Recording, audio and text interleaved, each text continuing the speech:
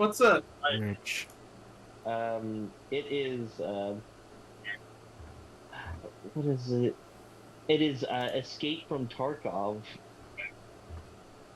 What? Huh? What's that? Oh, yeah, I've heard of Escape from Tarkov. Hey, Fane's live. Yeah, I know. I hit live because... You didn't say the We're live thingy. now. Well, you know what? We're live anyway. Yeah, I'm gonna get somebody to cut. We're gonna just manually edit this, and I'm just gonna fucking cut this part out. But... Alright, 3, Yeah. 2, 1, and away we go! Thanks, YouTube! Jesus Christ, it's still not appearing. Thanks, YouTube. Goodbye, Taegan. Yep. TLDR, is this still... Okay, is it now appearing in everybody's subscription feed now? Yes. Okay, that's... so dumb! Okay, can you just post... I was gonna post, like, okay, just slap the link, people retweet it. I know. Anyways, hello everybody, welcome to the Untitled Sickos Project. This time, we have audio! Wow. Wow, we have audio. We can hear ourselves now. So dumb! Yeah. And phone's ringing in the background. Somebody please pick that up. It's not gonna be me. Mm-hmm. Oh, that's not my phone. But do I have an echo? Wait. It might you be can't because of find me. Aiden. It might be because of Aiden's car. It was picking up a little bit on that. Wait. But anyway, I lowered the volume. Hopefully Anyway. it'll fix it. it was picking up a little bit on that. Who are you people? Wait, hold on. I lowered Oh. the volume. Hopefully Anyway. it'll fix it. Biscuits. Who are you people? Wait, hold on. Oh, wait. Are we starting? Wait, I have an echo. Biscuits. I have an echo. God fucking damn it, I have an echo. Wait. I Do you know where it's coming from? I have no idea. Because, like, you guys don't hear me echoing, but in the stream, it's echoing. Do you have the tab muted? I have the stream muted, yeah. Oh, dang. Hang on. It's like, you can go listen to the stream right now. You can hear that I sound double. Are you sure that we don't have the balls problem? What was the balls problem again? It was something with OBS where it was capturing, it was capturing both, things. Like it was capturing, like, two audio sources, like desktop and... Okay, can someone listen to the stream quickly? Because I think I just fixed it. I think I just fixed it. I'm not gonna listen, sorry. Well, okay, hold on. Nick, be a hero. I'm not gonna listen, sorry. Alright, hold on. I'm gonna mute myself so I can hear this. Nick, be a hero. Hold on, I'm gonna mute myself so I can... Okay, so hopefully that fixed that, because that's... Balls. No, this wasn't the balls problem where you just heard balls going off and on again. Yeah, it sounds good now. Okay. Yeah. Okay, that was... Anyways, gotta be said, we're getting Game 7. There's a Game 7 in the Stanley Cup Finals.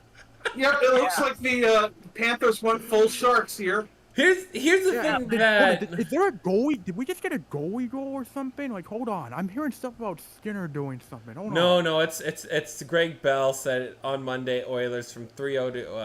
let's see, hold up. Ah, damn it. Not a goalie goal. Yeah. Dang it. One of the goalie goals. Boom! Man. Dude. Here's the thing, and something has to be said about... Like, there's so much things that, like a little bit of snippets. Like, I think there's 3 or 4 things I want to talk about before we dive into baseball. One of those is, there's a wise thing that I certainly 100% do, without a doubt in my mind, believe in. And that is, keep your foot on the gas pedal. Those who do not put their foot on the gas pedal, oh Shove that foot man. directly into their mouth. Yeah. I'm telling you, the Oilers winning, at first, I thought it didn't matter. Yeah, I thought it was meaningless too, but then this is happening now. Yeah, I was like, you know what? It's not going to matter. 8-1, still a funeral march. We're all going to the, inevitable, which is, the inevitability that, hey, they win it in 5. The lack of effort that was being on display for the Florida Panthers, it's not going to matter. Oh my God, was I ever wrong.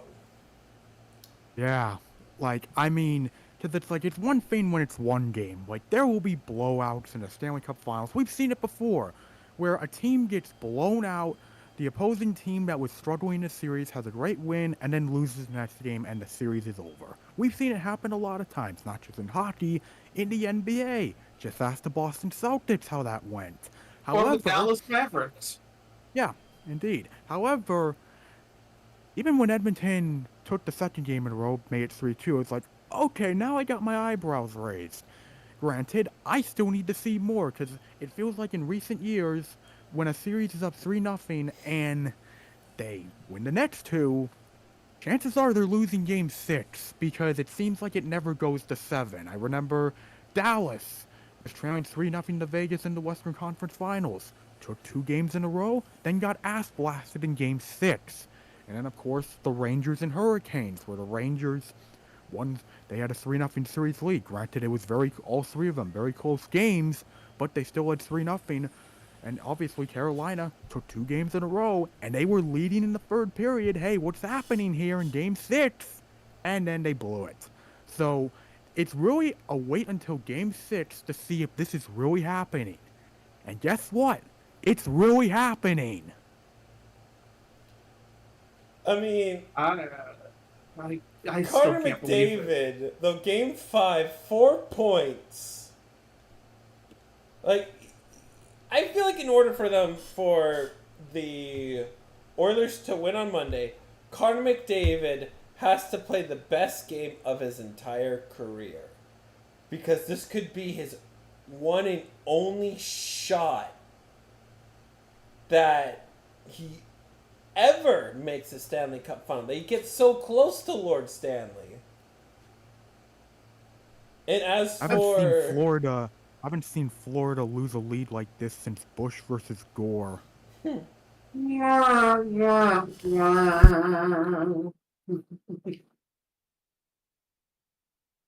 Tune in next time where we make a Monica Lewinsky blowjob joke. But yeah, I mean, man. Although it's not really any higher brow than any lower brow than our random Elvis fun facts. No, not really. Oh, God. I want you to consider what this Game 7 means. Not just the fact that we could be seeing a reverse sweep. We could be seeing the ultimate meme. Also, if Edmonton wins this series, the cup goes to Canada. For the first time since 1993. I mean, you could ask Canadians of, do we care that if Edmonton wins the Stanley Cup, do you care? As a Canadian that is not in the Edmonton market, I wouldn't give 2 shits. It's not my team. Yeah, well, you're not Canadian. I am Canadian! No, you're from Vancouver. You're practically your own thing, you I'm not fucking even... hippie. I wasn't even born in Vancouver! Like I said, not real Canada, you fucking hippie. I'm born in the shithole city of fucking Chilliwack. Yeah, Chilliwack's not Vancouver. Chilliwack's not Vancouver. The only time that it's okay to say you're from Vancouver is if I lived in Abbotsford. I don't live in Abbotsford. Yeah, whatever, Mister. Seattleite wannabe. Dude, I don't even know if I want to be a Seattleite wannabe. Vancouver is Canadian California, and I can vouch for that because I've been. Yeah, well, well, drink your fucking Starbucks, buddy. Nah, Starbucks ain't. Well, Starbucks, no, Spencer, you gotta say Starbucks to me. That's Yeah. insults for me, not for Aiden. No, for you. Yeah, Oh. I'm saying to you, drink your fucking Starbucks and keep pretending you're gonna be the next Kurt Cobain. But When I you hate- can't even. Meanwhile, here I am in Nevada, just chilling and also probably gain some sunburn at some point. Well, you're in Vegas. That's just an inevitability. Man, this Yeah, heat by the dome way, has Tree's been- gonna be live streaming Game 7, so I can't wait for that. That's gonna be awesome. I know, sorry, I can understand Spencer's gonna be very snappy. He's in a heat dome right now. So he's gonna be It's just not a good day. Not a good week. I'm still unsettled about moving apartment and stuff. Oh, I know. I know moving woes. I did it 4 times in 1 calendar year. It is the worst experience ever. It's I don't know. There was this one time in Germany where I thought you were about to say there's this one time where a plane has hit the second tower. no, come on, Luke.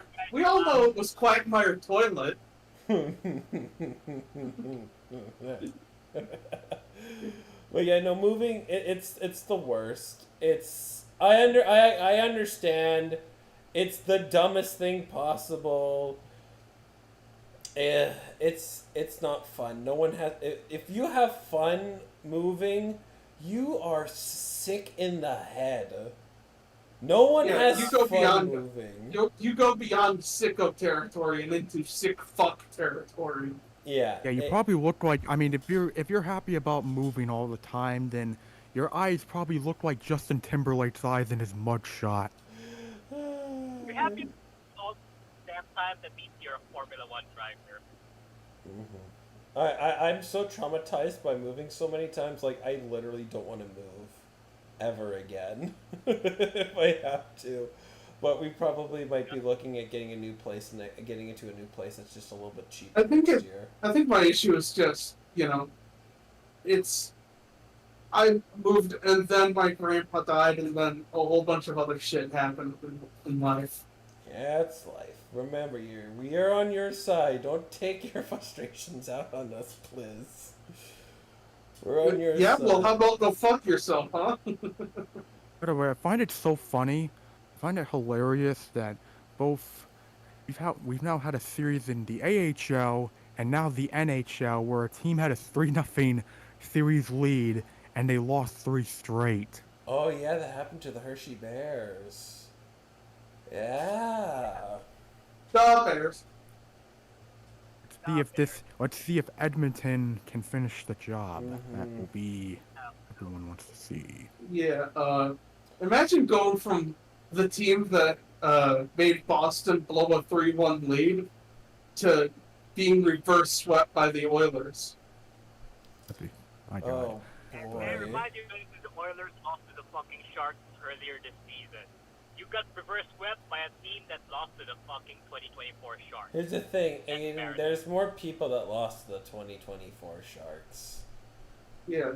I mean, here's the thing, if Edmonton lost like 4 games to the Sharks, then it's like ha ha ha LMAO, but no, it's... Yeah, that's why the Canadiens were funny. It's not that they lost to the Red Wings. It's that they got swept by the Red Wings.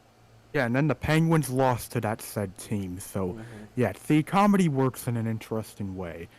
Anyways, I do just want to get these picks out of the way. Might as well get the... Yes, we have pick'ems. CFL Let's get picks out of the pick'ems way. out of the way. We have a Edmonton versus the Argonauts. Edmonton is 0-2. Argos did not play last week. Edmonton lost 22-23. Edmonton's on the road. But, you know, Toronto's got a damn good front seven that was, like, tormented BC in week 1. But, like, I wonder if, like, the veteran of Bethel Thompson is actually going to come through. Fuck it, give me the Road Warriors. I'm taking the Elks. I'm going to take Toronto. Yeah, I'm not trusting the Elks. I'm taking Toronto. I don't trust them. It's sure McLeod Bethel Thompson. He is like a better option than what mostly they throw out. Mostly it's been thrown out there, but like there are guys that are dropping like wide open passes. Like the last game against Montreal was just so fucking ugly. It was just very ugly. Aiden, who are you taking? Sorry. You're really quiet. Who are you taking? I think Toronto. I said Toronto. Okay. I think he's busy dealing with Cali drivers again. All right, we got Hamilton versus Saskatchewan. They both played each other last week. Rough Riders made an incredible comeback. They won 33-30. That was one hell of a finish of a game. I thought Hamilton had that. So I was wrong about the updated pick'ems when I initially put them in. I assumed Hamilton held on and won. But I was wrong. This time Saskatchewan is hosting. I think Hamilton's going to be looking for revenge. Like, both quarterbacks played amazing. They were both really, really good. Like the quarterback play in the CFL has been incredibly good. Like But still, I'm gonna take the hot hand and select Sass Scratch Your Mom, or however you say it. I'm going Rough Riders. Come on, I don't even bitch at you for mispronouncing obvious cities, and you bitch at me for doing that in Canada. Goddamn, man. Goddamn. Well, you want to know why? Because I'm an American, and so I have the freedom to say whatever the hell I want about your communist-ass country. Alrighty. Aiden, who are you taking? Hold on, something was up with... Whoa! High quality! Whoa! Oh my god. Updated quality. Where did this come from? Aiden no longer sounds like he's talking directly into a potato. Whoa, really? Yeah. You sounded like... So are you taking Hamilton or Saskatchewan? Let's go Saskatchewan. Sask for the rematch.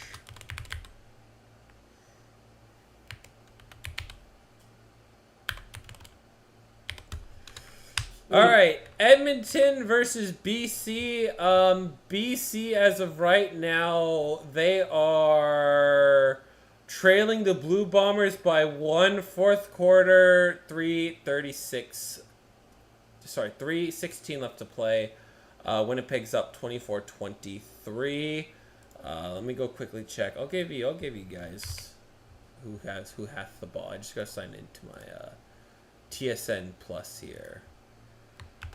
Yeah, I got TSN Plus for 4 months to watch the CFL. I hope.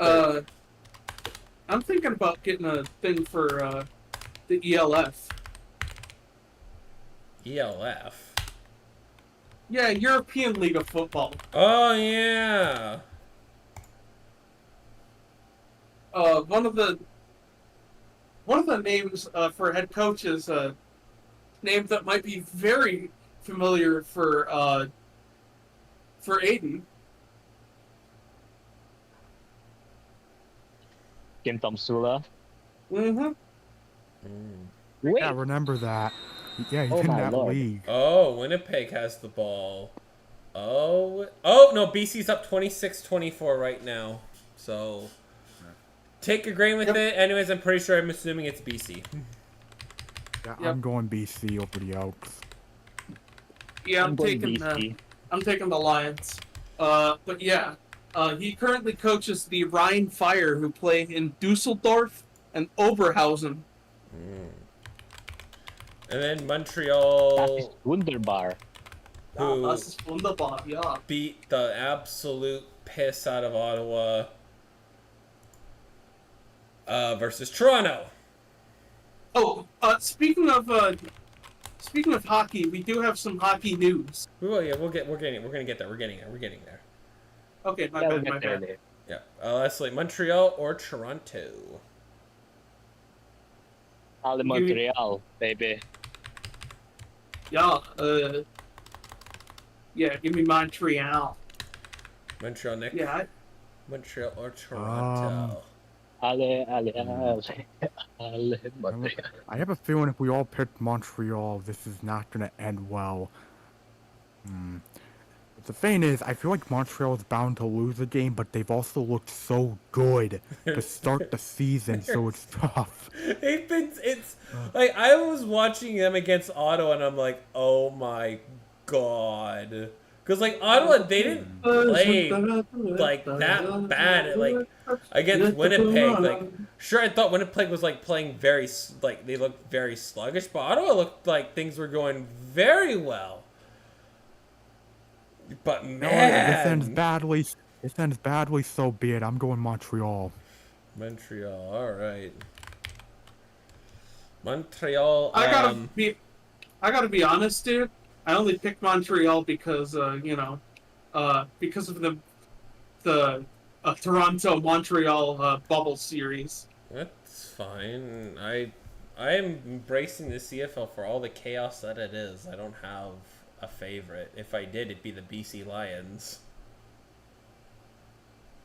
Right, I just wanted to bring up that time they blew a 3-1 lead to the Habs. Mm-hmm. I know. I can't wait for another season of the Chicago North Stars. Ba-da-ba-ba-da-ba-bum. Okay, now... I can't wait to see how the Leafs failed to get out of the first round this time. Oh, it's already happened. It's already Also, happened. they're trying to extend Marner? Like, Brad! There's You know, two that's not the sides only. of... That's not the only. give Hold up. on. That's the That's not thing. the only rumor. That's not the only rumor going on with Marner. Not the only rumor I've been There's hearing. so many things. I don't know, like, what's true behind either of them. Right? Oh my god, what a pass by Vernon Adams. I don't know what's going on with Marner. All I know is that it is because like I'm hearing like Brad Treliving again, the word is would rather extend than trade. I can understand that because deep down I'd rather extend Marner. But the problem is that he's not worth $13 or $12 million. He's worth Yeah, and about it's like- his current market value is about $8 million. And it's like, Brad, what are you doing? Mm-hmm. I mean, I feel like the only way you're extending him is if he's, if he's gonna be taking that discount, which I doubt he does. Yeah, Which is and- why you will still hear those rumors going around, which is obviously why I said there's another rumor going around, which I don't know how true it is. I'm not surprised we're linked to him, but yeah, for those that have been sleeping under a rock, there have been rumors going around about Vegas being a possible suitor for Mitch Marner. It's not just been like a one-off report. It's been like multiple reports about it. Mm-hmm. Because like the thing with Mitch is, I feel that it's best for him and everybody in Toronto to move on.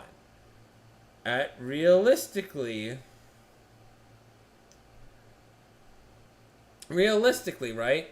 I don't think that he stays for Toronto. I think he plays this year out in Toronto and goes to free agency. He goes to Toronto. I think he tests his free agency. I think that's what he would rather do. He'd rather play this year out. And again, nobody likes to get traded. No, but there's not one player out there that wants to get traded. Yeah, it's not like the NFL where people are requesting trades. I feel like it's NFL. It's such a bargaining chip. Where you say, "Hey, I request a trade because, A, I'm not getting a contract signed." And what happens 95% of the time, like 95 to 99% of the time, the guy ends up staying another year. Like again, they put the franchise tag on, what was the wide receiver's name? God, I forgot his name. How am I blanking on this name? Jefferson, T. Higgins. T. Higgins, yeah. T. Yeah. Higgins got tagged. He's now signed for 1 year. They can't tag him again. He's going to test free agency. He's going to be testing free agency next year. Unless the Bengals can sign him to a contract. While we're still on the hockey topic, though. Yeah, we're going to some... go back to hockey. But circling back to hockey here. I think Marner's going to test free agency. It's obvious. I think he'd rather test free agency than get traded. I do think I would prefer that he does get traded right now, because then you just get, at least say, hey, I'm finally, it's like, you can go and get tampered with, We can start the tampering phase right now. Cut to the chase. Who's going to sign you $12 million, and can they give us assets for you? And if they can give us assets for you, done. It's a done deal. Here's the trade. Trade's completed. Yeah, because the thing is, like, when it comes to, like, the NHL, and, yeah, just to bring back a point about how, like, hockey players, they don't really request trades. Like, the only time I see, like, a hockey player request a trade is when, like, a situation is, like, really bad between the player and the team. And the only times that happens is, like, with a really, really god-awful team, like the Blue Jackets or Buffalo. 1,000%. It's not going to happen as frequently as people might think in hockey. It's nobody, again, to uproot, again, trade deadline is not a good time for many people, because they uproot your entire life, and you have to leave your family behind to go to another city. Right? Some guys embrace it, but it's tough, especially, like, think of it, baseball, it's tough for some guys. It's so hard. It's easier to say, hey, let's trade this player away, than it is to actually make the move. Yeah, and when you also consider that on ice, now that you make that move, well, now you got, especially for a sport like hockey, then you got to work on, like, team chemistry and all that, and that can also take a toll on, a newly acquired player. So it's like, it's basically, it's definitely something that really tests the limit of a hockey player. Anyway, I have some hockey news. For those that don't know, the land auction that was going to be a potential in for the Arizona Coyotes, the land has been taken off the market by the state of Arizona. Yeah, I think here's the thing. I'm so mixed on it. I think the thing that I heard about it is that they want a different permit for the land. And the rumor that I heard is that the state knew about this, like, months ago, and they didn't cancel the land auction sooner. They just let it happen, and they plan on canceling it last minute. I still think something stinks with this. Something's up with this. I agree. Yeah. Like, I don't know how long the fallout of this is gonna, really be, because who knows, maybe one day they hold another auction, he comes in and gets his land, like, and then all this, all is solved. But there's definitely something that just feels off. Mm-hmm. Like, something feels off about this whole thing. It does. Like I said, something's rotten here. I mean, bottom line, Morel's a bad owner. Yeah. Well, it's not even. I don't even think it's Morello's fault. I don't think it's Alex Morello's fault. Because of the thing, this time when he's gonna buy the land, he's going to fund it himself. That's again. If an owner, as they could be the worst owner on the planet, if they're willing to fully fund a stadium themselves, I'm all for it. I am happy that the owner is willing to fund a stadium for himself, because you don't need taxpayer money to fund a stadium. You don't. Here's the thing. I'm not shitting on Morello as an owner. I'm saying that probably the idea of like Morello potentially owning a team is turning off like potential Arizona hockey fans from funding it. Well, That's probably why the entire thing blew up. It's at this point, right? It's at this point right now, Morello's willing to fully fund a stadium by himself without taxpayer money. He was willing to do that, right? And It just kind of seems like maybe they just don't. They're just tired of I think the they're NHL tired has been of all the drama. They're tired the of all the drama. circus. It's been a circus It over is. in It has been a circus, but at that point, if you're willing to fully fund a stadium in an entertainment district by yourself without taxpayer money, what do you have to lose? You're not asking the taxpayers to fork over money. You're getting stuff. And again, the entertainment district, the stadium is the highlight. There are other things. There's new apartments, housing, movie theaters, entertainment options, right? You're attracting stuff to come to this area. And they said no. We don't need that. Well, let's Well, see. it goes- Where's this probably piece like, of land anyway? 95-acre parcel. Wow.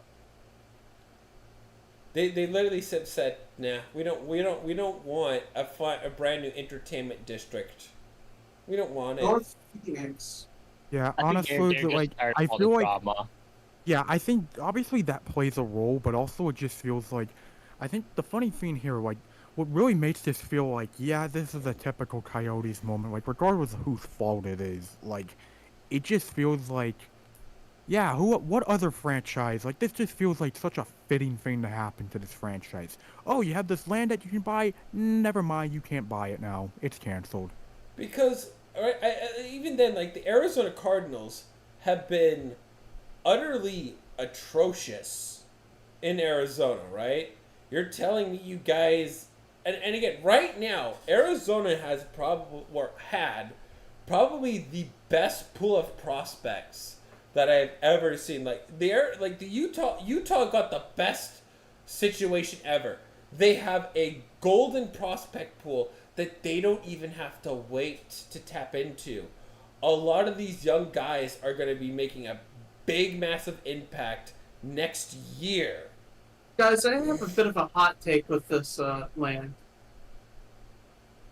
What? I think What is it's I think it's good that they're not just developing, random scrub land. I think that land would be better used as like a public park. But that's just me. Yeah, I'd rather, that's my big issue with Phoenix, Arizona, especially all the development going on within. It just feels like they're. I feel like it's way too hot to have a park though. To maintain it, because it is in a desert biome. I don't think something would work like that. Well, you can have a park in a desert biome, no problem. No, my thing is, what I really don't like about Arizona is how much they sprawl out, and how it spreads. A lot of the infrastructure is so thin, and you can, and especially when the public transit there is just an absolute joke. Oh, Like, everywhere. Yeah, but I you also imagine have to everywhere. consider. You have to consider that Arizona, particularly Phoenix, a lot of it is just. A lot of the people there are, let's just say, at least from how I see it, a lot of people are just retirees from other states, and I feel like, that's probably maybe played a bit of a role, but maybe not. But that's just something I've noticed with Arizona. It always has some of those gated vibes, in my opinion. yeah, and I'm just gonna say the word. A lot of them are NIMBYs, Yeah, true.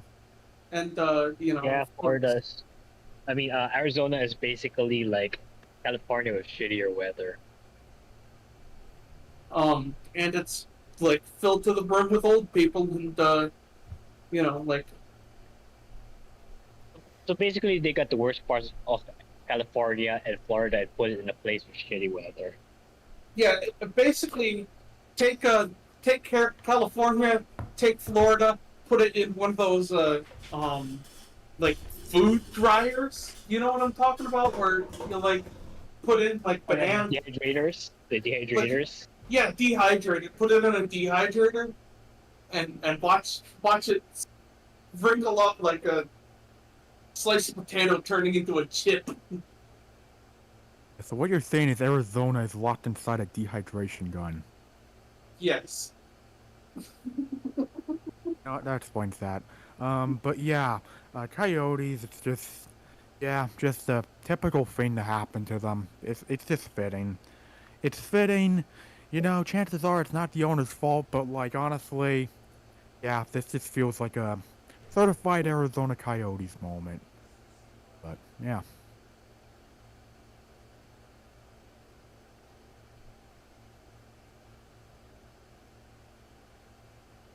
So I imagine it might be time to get to our next topic.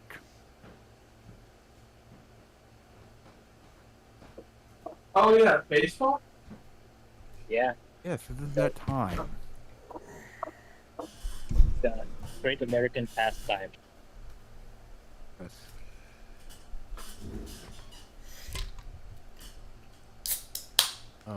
Sorry, oh, I had there to. it is. I had to. I have a really bad sinus infection, so I have to take medication for that, and it's 8:30 ED, and it's time for me to take some Yeah. medication. Yeah, understandable. So I guess given we've finished up our talk about hockey, we could move on to I mean, we got three main major, topic of the show. We got 3 trades. Oh yeah, true. We do have 3 trades. 3 trades. We got a prospect swap in for the Wild and the Devils. I like the trade actually because we really felt like we had a logjam at left winger, and we kind of needed a right winger. And from what it looks like, I've seen the guy's stats. It sounds like he's like really close to being ready. Yeah, and he will probably step up when Foligno has to replace Zuccarello. So yeah, it sounds like he could be added to the team this year. Like he was in the AHL All-Star game, so sounds like he's gonna make an impact right away. Yeah. Well, we want to talk about trades. Maybe we should talk about the trade that that accidentally revealed the team's current logo. Oh boy! Oh yeah, the Whoops! the LA Kings trading Pierre-Luc Dubois for Darcy Kemper. Yeah, how fitting for that to happen with that trade. Mm-hmm. I mean, they finally got rid of that bum. I see it in 2 ways. A, let's be honest. Luc Dubois like completely flopped year 1 in LA. He stunk. The fact that he was on the top list for buyout candidates And Tampa Bay really, New Jersey really like, yeah, I want that. I mean, Washington. Sorry, Washington said, yeah, I really want that. Washington really wanted that when it has been proven that Pierre-Luc Dubois takes more than a year to develop into somebody's system. Like, it's Well, been to be shown fair- statistically. to be fair, this is a very Washington sports team move. Oh, 100%. Like for me, it almost reads like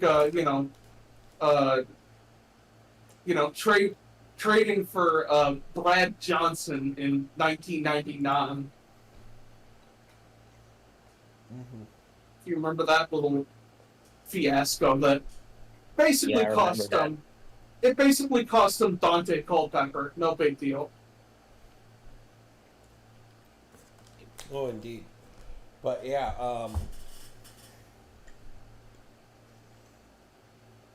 another horrible move. I mean,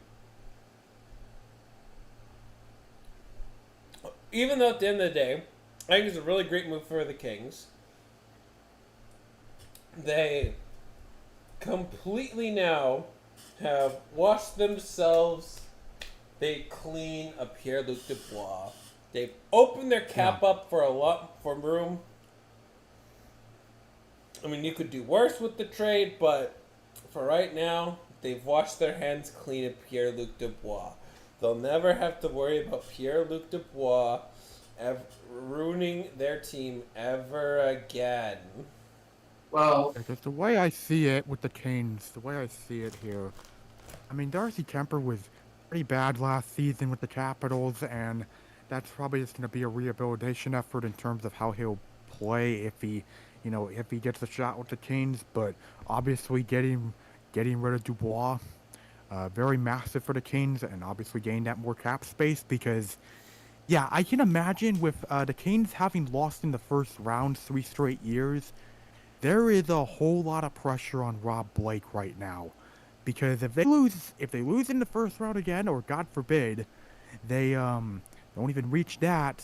Yeah, I imagine some axes are going to be coming to the Kings front office.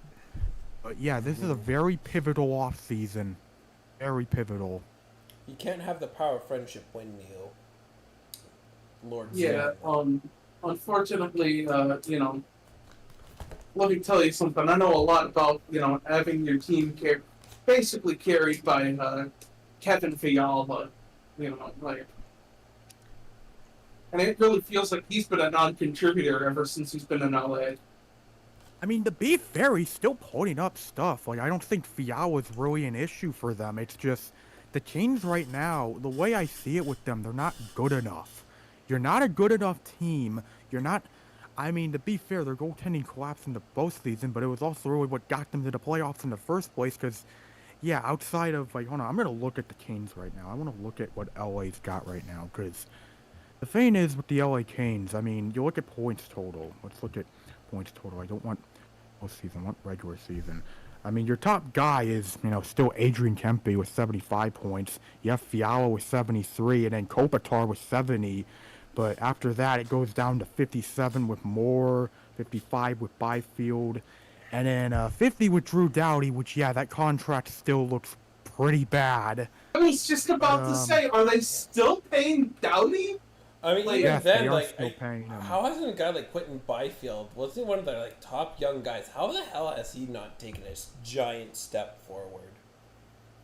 And then you have Dubois with 40 points in 82 games and a plus-minus of -9, which, by the way, in terms of guys with 40 points or more for the Canes, he easily has the worst plus-minus. Like the next one in terms of which is the worst is like a positive of a 1. Like a 1 compared to a -9. Like that's a pretty big drop-off considering who he's playing with.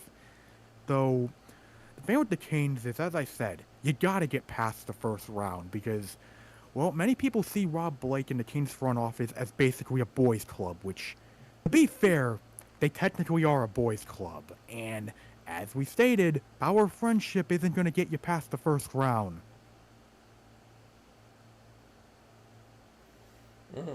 Yeah, Especially because, like, you're But gonna who have. cares in the NHL? They just want an excuse to, smoke cigars and drink cold ones with their buddies.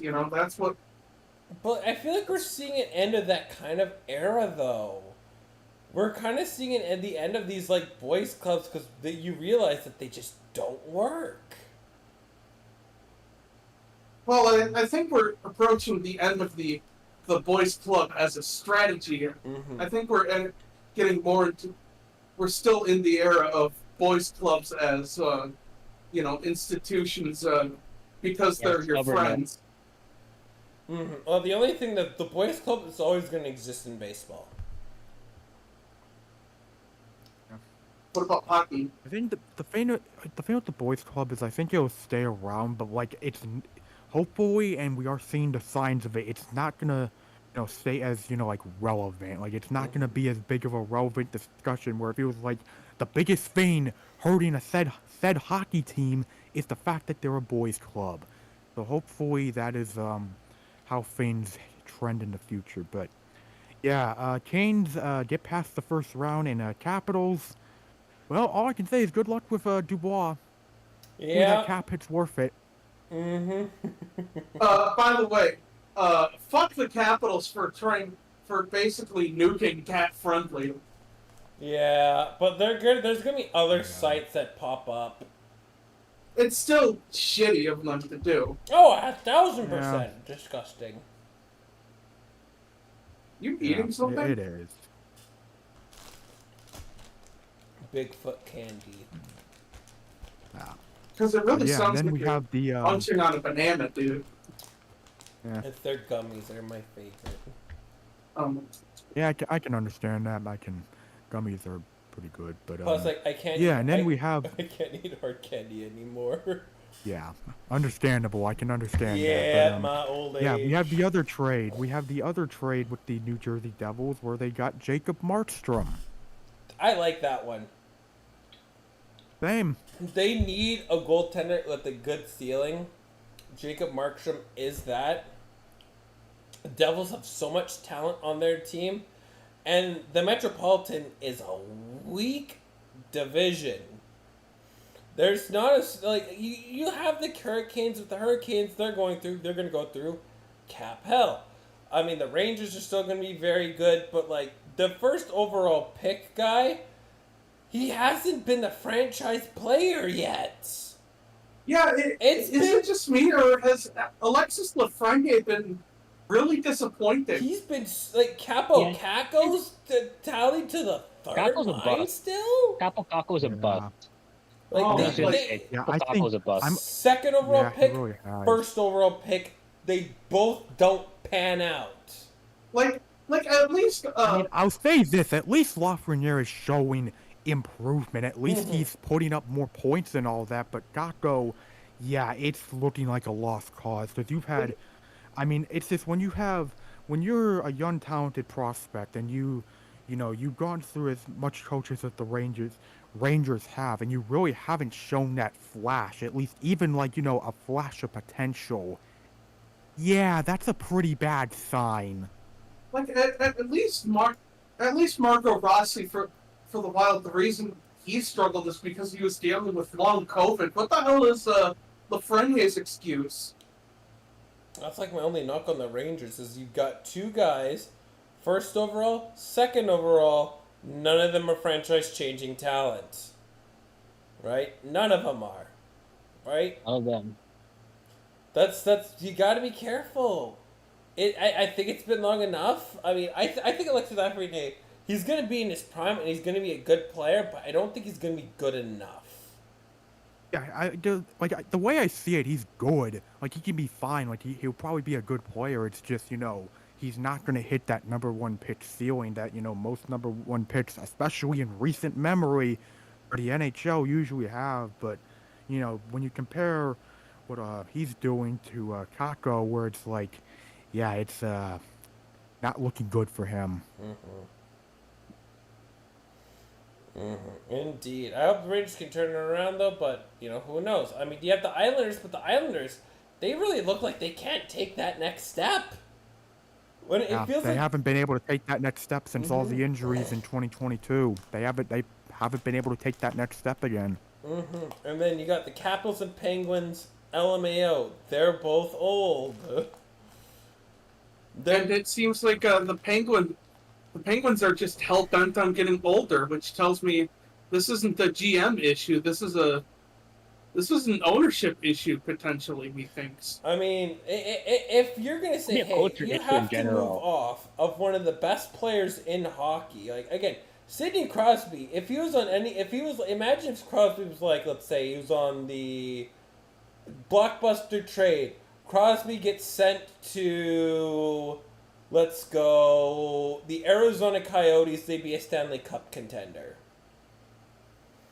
Yeah, but like. And Yeah, because of that, you don't want to. I can understand the hesitation of letting go of a franchise player. It's hard. It's hard Yeah, to like go. I understand not trading like a guy like Crosby. I can understand, like, okay, we gotta keep one of these guys around. Let's keep him as long as he's okay with it. Yeah, I can understand keeping him, but like, why are you keeping the other old guys around? Like, why are you keeping Malkin everyone or that's not the big Letang. three? No, wait. I mean, Sorry.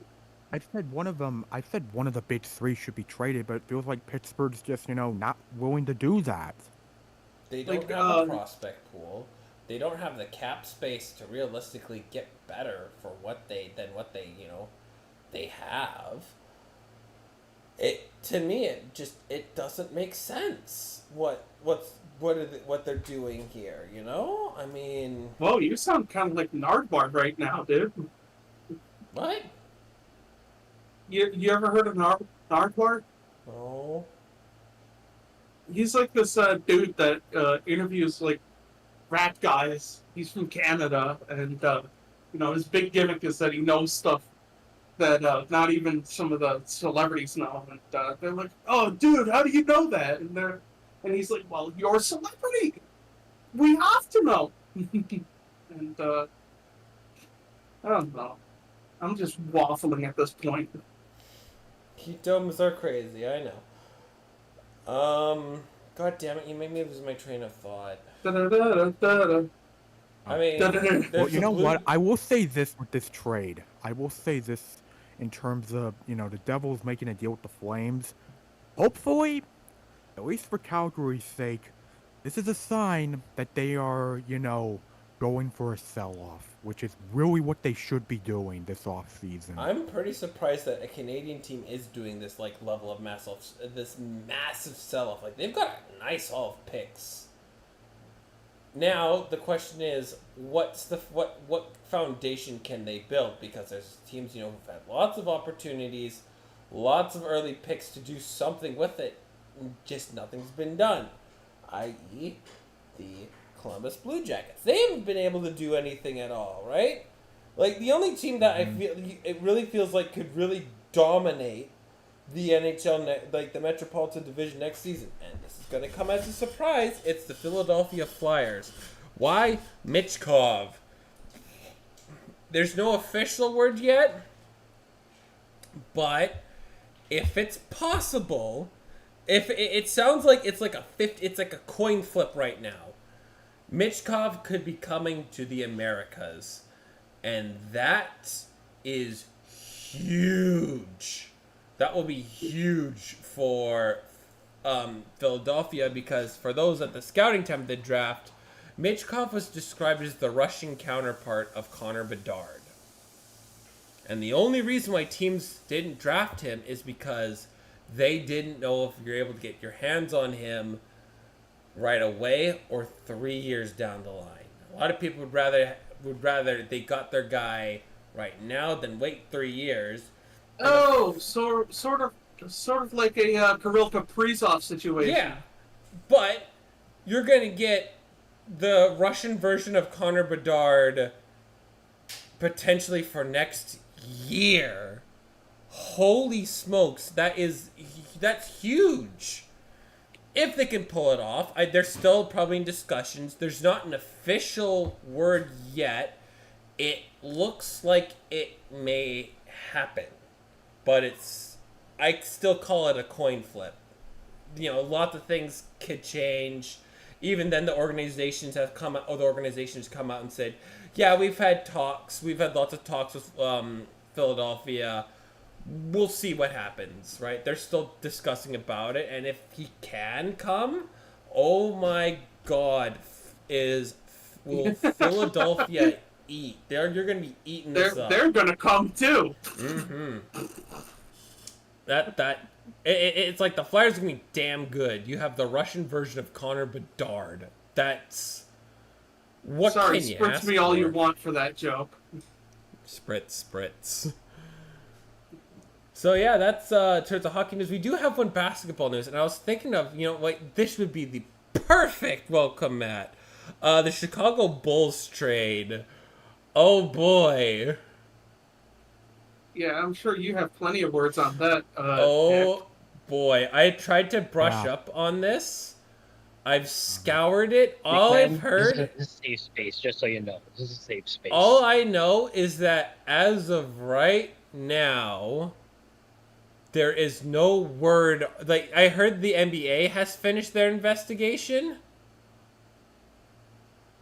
And because I have not heard. Yeah, I haven't heard anything about it. Like, genuinely, outside of that, like, the only thing I ever hear about Josh is the jokes. Like, that's literally the only updates I ever see is jokes. I've never heard anything else from the NBA. I've heard that the NBA has concluded their investigation, but there's still an active, ongoing investigation for everything else.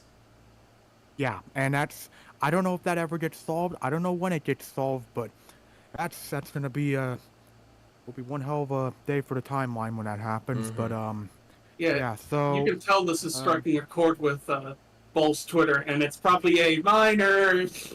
Oh God, yep. Just make the obvious jokes. Like the thing that pisses that old Mamba for P Drizzy. How do you? I mean, here's the thing. Hold on. I want to talk. All right. Let me talk. Yep. Sorry. Yep. So, the Chicago Bulls made the move to trade Alex Caruso, one of the best defenders in the NBA. Always will give his all, night in, night out, to the Oklahoma City Thunder for Josh Giddey. Now, obviously, there's a big controversy with, Josh just reputation and all that, and obviously that's still ongoing. Whatever happens with that happens, but thing is, it's like, okay, you know what?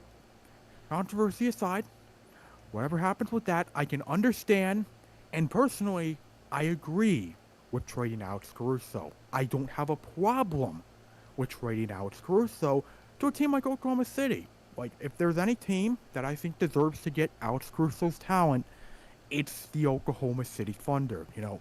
As I said, great defender, and you put him on a team that's already very good defensively, a very young Oklahoma City Thunder team that's great, that has very, great offensive potential. Alexander's already a superstar. Chet Holmgren looked very strong for a guy coming off an injury in his rookie season. He's only going to grow more in his second season. You have all these young guys who show promise, show talent, and you add a guy like Alex Caruso to really be, almost a mentor to a lot of them. In a similar way, I've seen people compare this trade for Oklahoma City to something like, the Golden State Warriors getting Andre Iguodala, which I can definitely see, the comparisons between the two. I definitely see some similarities. I think it's a great trade for the Thunder to get Caruso. As I said, I'm happy he's going to a team like Oklahoma City.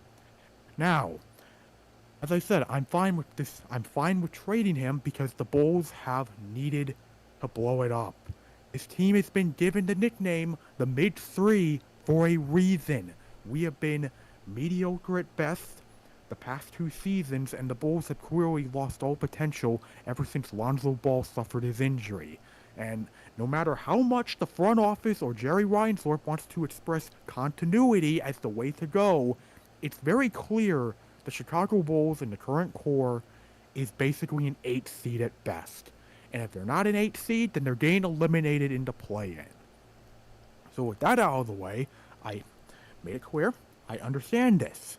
What I don't understand is how you don't get any draft picks from the Oklahoma City Thunder, an organization, a franchise, a team that has made it their goal to rebuild by getting a gazillion draft picks. Sam Presti has literally acquired just about every draft pick in existence that really a GM could ever want to build a team like the Oklahoma City Thunder. And he has a billion goddamn picks on his table.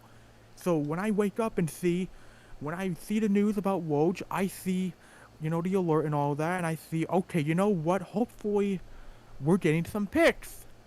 We didn't get any picks for one of the best defenders in the NBA. And this is a league where role players will usually get you a first round pick if they're very productive. And Alex Caruso is a very productive role player. And the Oklahoma City Thunder have first round picks to spare.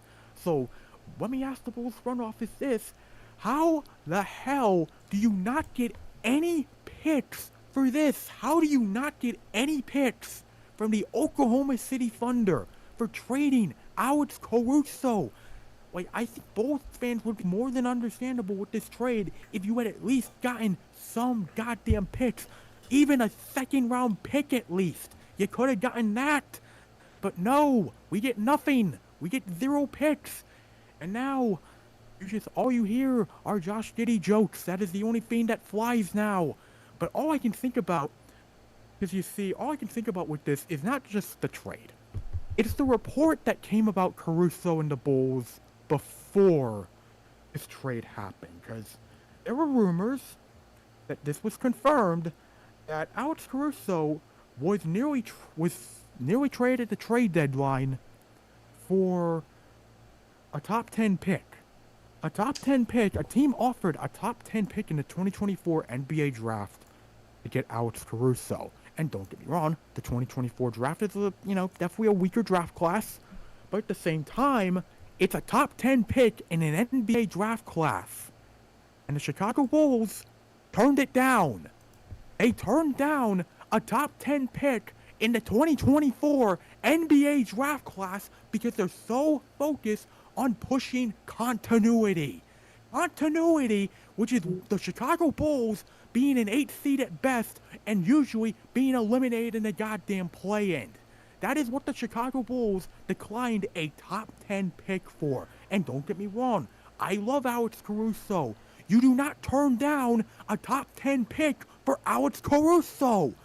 And it's just, oh my god. Okay, the thing with the Bulls, because this is rage, this is anger that has been flowing a lot through me for a long time now. Because I didn't really show it in my video because it was like, you know what? It is what it is. I showed some anger with the front office, but I'm saving it for another time. I'm saving it for times like this, where I can really tear down what the hell has gone wrong with the Chicago Bulls over the past decade. Because over the past decade, the Chicago Bulls have gone from a team that was 2 wins away from going to the Eastern Conference Finals to literally being mediocre at best and probably having to do another rebuild. Because what did the goals of continuity get us? Absolutely nothing. It got us absolutely nothing because our ownership is so goddamn stupid because Jerry Reinsdorf does not give a shit anymore. He hasn't given a shit in 2 decades. He has 6 titles with the Chicago Bulls. Why should he care anymore? And it's very funny because it makes sense why he was also a big reason the Bulls turned down the trade, because they want to be competitive. They want to express continuity and take a goddamn shot every time I say the word continuity. But it's just, my God, it really says something about the current Bulls front office. It really says something about AKME that you have Bulls fans having this talk about, my God, they still suck, but it really says something that Garpax is probably looking a lot better compared to the current front office. And don't get me wrong, Garpax were really bad. Garpax were really bad at the end of their tenure to the point where they hired that bald dumbass. A bald dumbass that was so bad that it finally got them canned. That does not change anything about how bad they are. but it really also shows how bad the current front office is that you're making the current Bulls fans have to express that. Because the current Bulls front office is so goddamn incompetent. It's so far up their own ass with expressing continuity to the point where now there's a possibility DeMar DeRozan just walks for free. There's a possibility you're not going to get much for Zach LaVine. You're not going to get much for anything.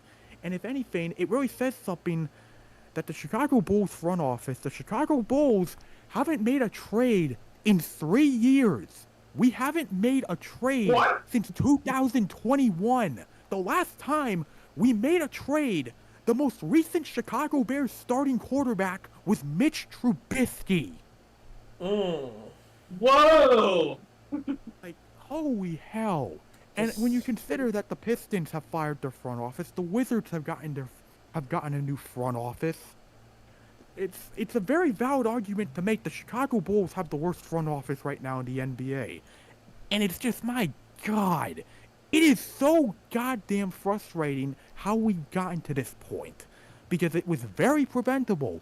It was very preventable from all signs that the Chicago Bulls didn't need to reach this point, where you are stuck in basketball hell and you're not going to get much for the guys, for the core that's considered the mid-3. You're not going to get much now because this is what happens when you wait too long to make stuff happen on a core that's not working. And it's just, yeah, very fitting Chicago Bulls stuff. It's very fitting. Like, the Chicago Bulls right now are in the same position that the Milwaukee Bucks were when Herb Cole was still alive during those final years, where they just refused to rebuild until they were basically forced to. And I feel like that's going to happen to the Bulls, because, yeah, this upcoming season they might be forced to rebuild, because their first round pick, they have to get it in the top 10, or else it's going to be a San Antonio Spurs first round pick. And yeah, that might be a way to force them to actually rebuild, which is probably the best thing that could happen to this team. But, yeah. Real quick, shout out the Detroit Pistons. They got screwed by the lottery again. Yeah, shout out the Pistons for that. Yeah. Yeah, As much always of a shit born how the Bulls to are, get at least they're not the fifth overall Pistons. pick. Yeah. That's basically the one positive, but yeah, this is just, yeah, way to kill a great franchise, Jerry. Way to kill it. I mean, the thing with, I feel like you can even look at what, like, Jerry Reinsdorf has, like, you can mirror what the White Sox are. You know how long it took the White Sox to resemble any sort of competitiveness, and how short that window was? It went, no. Oh shit, it's gone. I guess we should have, focused more on being competitive. Right? Like, I don't understand how Jerry Reinsdorf just hasn't sold the team and effed off to the Hamptons. Because it's going to be the same thing that thank God the Bears are probably the most exciting thing they've been in years. And the Blackhawks have Connor Bedard. Right? Imagine if the Blackhawks and the Bears, like, didn't have what they had. It would, like, the Chicago would be probably the new most miserable sports city out there. Right now, the honor still belongs to Detroit. Yeah, it just really says something with the White Sox and how awful they are. The Chicago White Sox, for as incompetent as the Bulls are, the Chicago Bulls might as well be the Boston Celtics in comparison to the Chicago White Sox. Like, that's how incompetent the White Sox are. And it makes it so much funnier when you hear Jerry Reinsdorf want taxpayer dollars. He wants taxpayer dollars for a new stadium. And it's like, you know what? This is exactly why you should have just retired after 2005. You could have fucked off and you would have had your dignity still. But no, you don't have that. You decide your vision of fucking off is just not doing anything. It's staying and ruining two sports teams. That's your vision.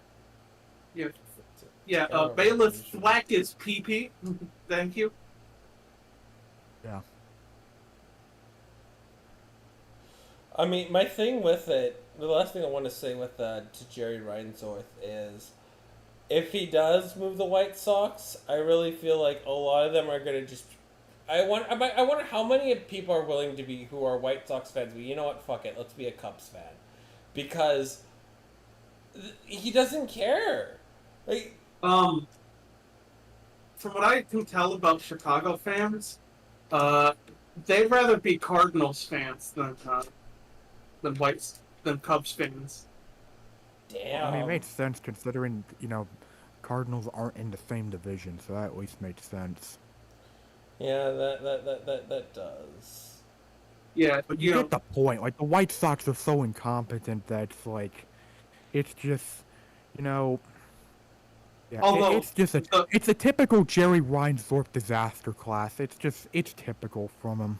although if that does happen, the Brewers have the chance to do the funniest thing ever.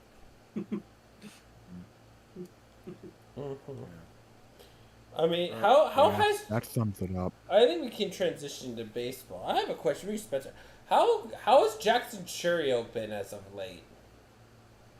I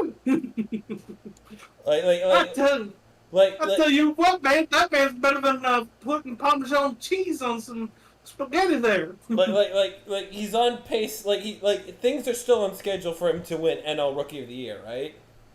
Yeah. So you're in position to get 3 first-round picks in next year's MLB draft for the 2025, not this year's 2025. And of course, because it is the Brewers, the whole way they've done this is just completely fucking wackadoodle, of course, because God forbid we have an actually normal season. I mean, the thing that I really got to say about the Brewers is, it's what I told you last year. You guys have the top farm system, one of the top prospects in baseball, right? That's not named Jackson Holiday. And you guys are doing, still made the playoffs, and now you're ready for a long-time dominant stretch in, versus the NL, which I think which is how teams like Milwaukee and the Mariners have to operate. It's there's such a thing on, you have to build. And it's so weird. It's like it's like no Craig, no problem for us for some reason. And even the Sometimes analysts start to say that Greg Council's a fraud. That's one thing you gotta know, by the way. Craig Frautzel. Anyway, the big thing, is that pretty much every ESPN reporter for baseball is looking at the Milwaukee Brewers winning, and pretty much every power ranking I read pretty much sums up as, quote, "What the fuck are the Brewers?" And that's Way to sum it up. Yeah. Great way. Can't think of a better way to sum it up. Because, it is deserved how well the Brewers are playing. They're playing really good. And to me, the big thing is that everything is just so nicely on... Everything is it's coming up Brewers, you know? Right. It's coming up for the Brewers. I especially they've got other guys too that they're you got again, they have other things that they can harvest into. You've got lots of things to really look and buy at buying targets. On top of that, it feels like they're baseball players. They've it feels like they finally learned that if you hit the ball, you get points for that. That Which is has been a that huge is issue. a great analysis. That is. I couldn't have said it better myself. Because it felt like for during the Craig years, it was the same issue that plagued the Mike Zimmer Vikings, where they wanted to win it on defense alone, without any help from the offense. And right now, the Mariners are going through that arc right now. We're going because again, they have 5 incredible pitchers. The rotation, amazing. Hitting, they need bats. It's been an atrocity for the Mariners when it comes to hitting. But like we've got Yeah, I'm looking at the Mariners stats. I'm looking at their stats, and yeah, there is like in terms of the regular players, the players who play a lot, there is no one who has an OPS above 750. That's that sounds like a team going through their Mike Zimmer arc. we're going through the defense arc, but then I tell you, just look at the Modesto nuts. Like Nuts. the Mariners have the best low A baseball team in probably all of the 3 leagues that are in low A right now. Like, Well, as a West Michigan Whitecaps fan, I disagree. no, Mariners, the Modesto Nuts would beat the piss out of the West Michigan team. I'm not kidding. They are they have a lot of their top guys in Modesto right now. I am stunned that they haven't called up anybody and brought in the reinforcement, which is Phelan Colston, right? Jeter Martinez. Guys are doing pretty good in the ACL circuits. My guess is that they're waiting for the draft, but like the bats are coming for Seattle. It's just gonna take a bit. Yeah, it's just. I mean, the good news for the Mariners is, usually they struggle a lot more around this time before, starting to put up results. But, they putting up results even with how bad, their offense has been. So if they can at least get some offensive spark, then, yeah, they could have something good going. Yeah, because right now their hitting really feels like that one clip from SpongeBob where Patrick can't find the lid. I mean, they're gonna get a lot of their really good prospects in a couple of years. There's a lot of guys I'll go into who I absolutely 1000% not tradable whatsoever, no matter what, right? They're dumpy. Cal Raleigh might be one of those guys that they might just let walk in free agency. Oh wow. The problem is we have Harry Ford, who might have a higher ceiling than Cal Raleigh. But but how's his ass though? That's the problem, though. He doesn't have a big dumper. He has no ass. He has no ass. No, how can he be a top prospect when he has no ass? I know. Looks like he needs to have a BBL. I know. Anyways, Spencer, do you have anything to? We can talk about the Brewers. Go ahead, talk about who are the guys in the Who are the guys in the farm system that are doing pretty well? How's the farm doing? What are your top prospects looking like? I'm not gonna lie, I did not do my research about the prospect farm. Bruh.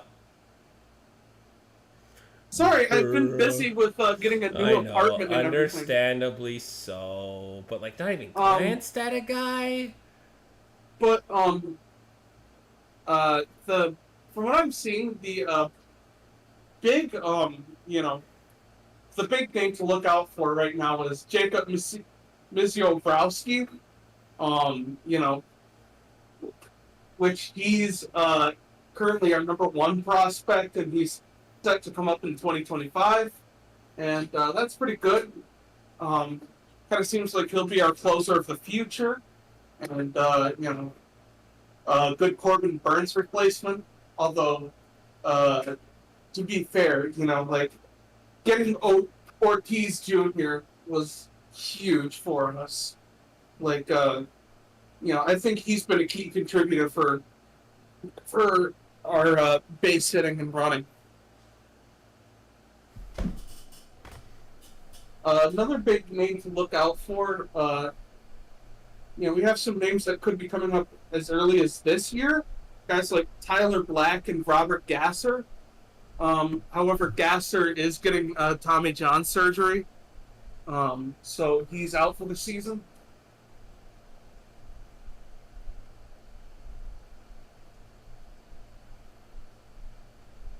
Very, very, very nice.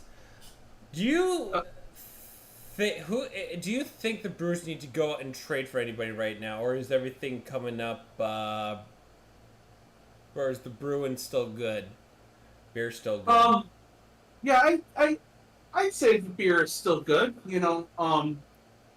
Personally, I can't think of any real weakness that can be solved with a trade. Like you know, we finally learned how to hit. We have a decent. We have good pitchers. Our bullpen is good, and we Christian Yelich can still field. So it's like, I don't really see us making too many moves at the deadline.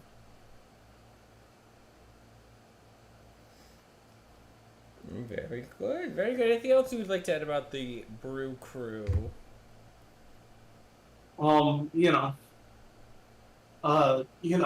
White Sox fans, if you're tired of Jerry Reinsdorf, you have the chance to do the funniest thing ever. Do it. Do it. For Spencer's sake.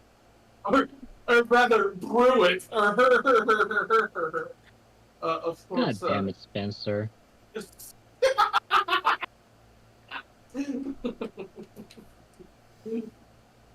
Anyways, you done talking about your brew crew yet? Yeah, I'm done drinking the brew. Alright, And Alright. And hey, our John, fandom's you happy. are up. Neat. Be nice to the fan base. That's your mission. Okay. You have to be nice. Okay, okay, I'm just gonna say this right now. We are an NL team, so unless you're the Marlins or the Rockies, you have a chance. So I'm chilling. Anyways, let me focus on the positives of this team. Y'all heard about this guy named Heliot Ramos? Vote him for All-Star, because this guy's been on a fucking tear. Oh, also vote for Martin Maldonado for the White Sox representative. Yes. Yes. Yeah, vote for chaos. For chaos. I think Anyways, it's deserved. Yeah. Anyways, I feel like the case of Heliot Ramos is a good case of why, fans and not just Giants fans but fans in general should be patient. Dude's been up and down AAA in the majors a while. Had a lot of call-ups, got a lot of options, and it seemed like he was a quadruple A guy. But this year it appears that he's been dominant. He's been excellent. One of the few guys who's able to hit the ball consistently, especially since some of our best guys are out. Jung-Hoo Lee is out for the rest of the season. Lamont Wade's out for a bit. Was supposed to come back, but MLB didn't allow him to come back for the game in Alabama. Let's see here. I think in general, the key for the Giants is 1, don't do anything stupid. 2, don't blow it up. 3, exercise patience and play the young guys more. Because we got Gem and Heliot Ramos, and even before, past years, we got guys like Patrick Bailey who excelled as call-ups and became everyday players. Logan Webb, homegrown guy. The biggest, I think, apart from Heliot though, the one biggest player I've been so proud of is Jordan Hicks. Everyone was expecting him to be like a bullpen arm, just a temporary starter until Robbie Ray gets healthy. But oh my God, Jordan Hicks has been dealing. I think of all our pitchers right now, Hicks might be tied for the best with Logan Webb. And because Webb is, and the thing is, those two have vastly different pitching styles. Webb's more of a ground ball, make people miss and avoid giving up big hits kind of guy, whereas Hicks is more of a strikeout, playman kind of guy. Yeah. So yeah, but yeah, the thing that's been kind of screwing us right now has been injuries. Wade is out, Lee is out, and as much as I feel people shit on Yaz for the longest time and Slater. They're decent, platoon guys, not everyday guys, but you need them in case injuries like this happen. And Wilmer is great. He's a decent bat, like at the corner infield. Chapman, I mean, he's solid in offense, but it's his defense where he's really shined. I think for now, the key aspect that we need to work on is one, bullpen. Like, not so much like lack of talent, but we need to use them better. Like, I think something is up with Duvall. Like, I think they're kind of like tweaking his mechanics too much. They're trying to make him like, they're trying to turn him into a Logan Webb when in reality he should be more like Hicks. Like, he should flamethrower people, honestly. I Like- really thought you were about to be like, they're trying to play him like Logan Webb, but he's about as talented as a Joe Webb. Oh hell no! He's talented. He's a great guy. He's still able to make saves. It's just that he shouldn't be overthinking shit. He shouldn't be like trying to make people miss. He's not a slider kind of guy. I'm sorry. He is a guy who makes people with gas, with cutters. And Can you imagine, some dude is like, yeah, he's a Joe Webb type guy. Like, oh hell no. Anyways, I can't really gauge this Giants team or judge them right now because they're injured to hell. And honestly, I feel like people are expecting a bit too much. This is more of a transition year, honestly. Like, the more I think about this is a transition year. We're moving away from the old core, moving on to a new core, trying to play the young guys. And it's great that, honestly, I'm going to try to be nice to the fans, but, let me tell you this. Farhan will do anything, and yet the fans will always say it's the wrong thing. So, you know what? Best thing for him to do is just, keep doing what he's supposed to do and, just keep the team chugging. But if there's something that I have to say about the Giants, I think I showed you guys this a while back, or you guys saw it in social media, but there's a chart of like all the combined teams in the teams hierarchy, like minor leagues, major leagues, rookie, single A, extended, advanced A, double A, triple A. You know who number one is? You know who the number one team is? I got it! The White Sox!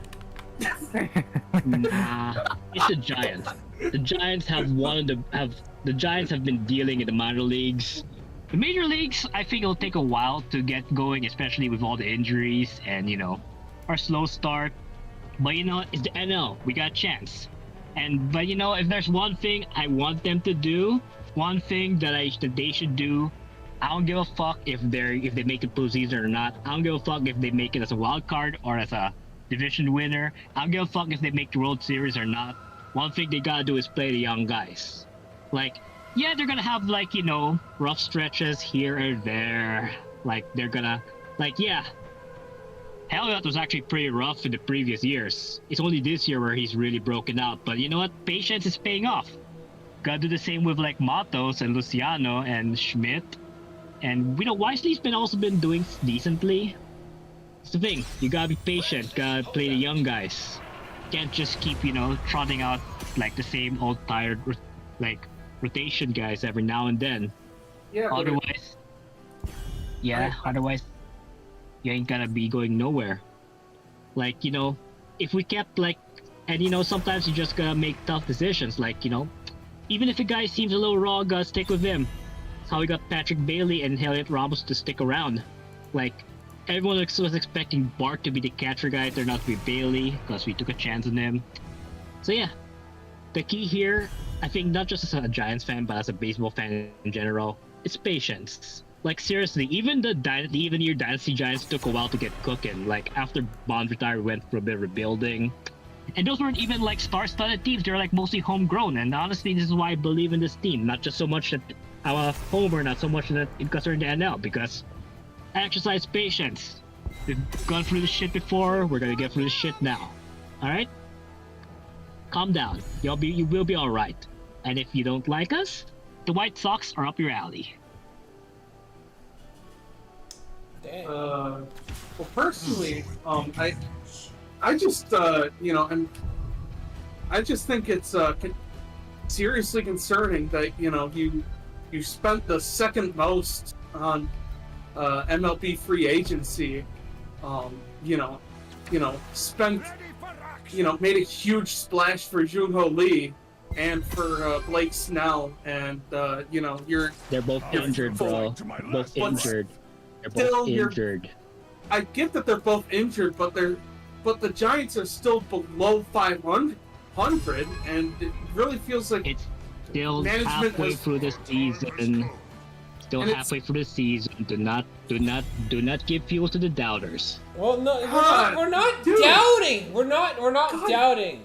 Hold we're on. not doubting, but it's like There. you gotta quit sticking your head in the sand for any kind of adverse thing when it comes to baseball. We had this talk about toxic positivity earlier, and I think it really just seems like you're shutting down any kind of criticism of the team. Someone- Just Okay, so I do want to say with the Giants, because I think there are some things I want to say before we get to the Cubs, because the thing with the Giants is, this is a team where it's like, I feel like they have stuff to prove. They definitely have things to prove, but also, I definitely agree that the best way they can go about is, seeing how good their minor leagues are doing. Just call up guys and go from there. And, I feel like the Giants, if they can just have a more consistent play, then they should be fine. I think obviously, having Snell get hurt, I mean, that sucks. John Ho Lee getting hurt, obviously that's even worse. And I know Chapman's been inconsistent. He's still talented defensively, but batting wise, it's definitely been more inconsistent. But the thing with the Giants is obviously with how bad the NL is right now, and that's going to apply to our next team. It's really open season for everyone that's not the Rockies or the Marlins. Basically, it's still open season. It's literally just Exactly. there is, outside of those two teams, there's no one that's eliminated in the NL. Yeah, that's something wait, to are the really Rockies and know. Marlins eliminated? Oh, Marquis, No, I'm just saying eliminated in theory. They're not technically So eliminated. you're saying eliminated, there's a but let's be chance. real. But Let's be Yes, real. there's They're, a chance. they're In not all going to be playoff teams. realistic terms, right? There's no way in hell that the Rockies. There's no way in hell that the Marlins. There's no way in hell that the White Sox are going to make the playoffs, right? They're the only teams that realistically can sell. The NL, right?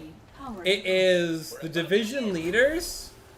I think there's one more team, and then everybody else. I don't remember you. Yeah, because you have the That one more Phillies, team's the Braves, Dodgers, by the way. Brewers, Braves, and then it just completely falls off. That's basically what you have with the NL currently. Because I'll look at the standings.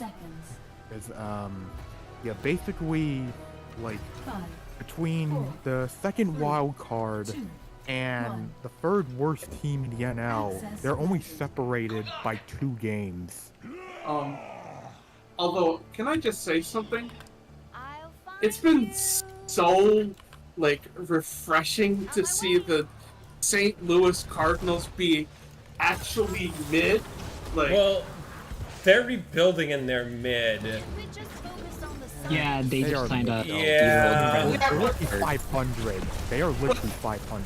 But They are it's still very funny because, Cardinals fans aren't used to it, so they're going on Twitter and balding about, progressive politics. Oh my god. Really? They're Yeah. balding over that? They have a better season than us, so they're balding over it? I thought Giants fans were stupid, but Dude, my dude, god. Cardinals fans, are stupid. the second they're bad, they start calling every player they don't like a BLM liberal. It's the fuck? funniest shit I've ever seen. Okay, Giants were the stupidest fan base in sports, but now Cardinals, congratulations Cardinals, you're now the stupidest fan base in sports. You know what? I think Cardinals are officially the stupidest fan base in sports. I'm sorry guys. Yeah, that feels like a Cardinals fan moment. Anyways, I feel like it's time.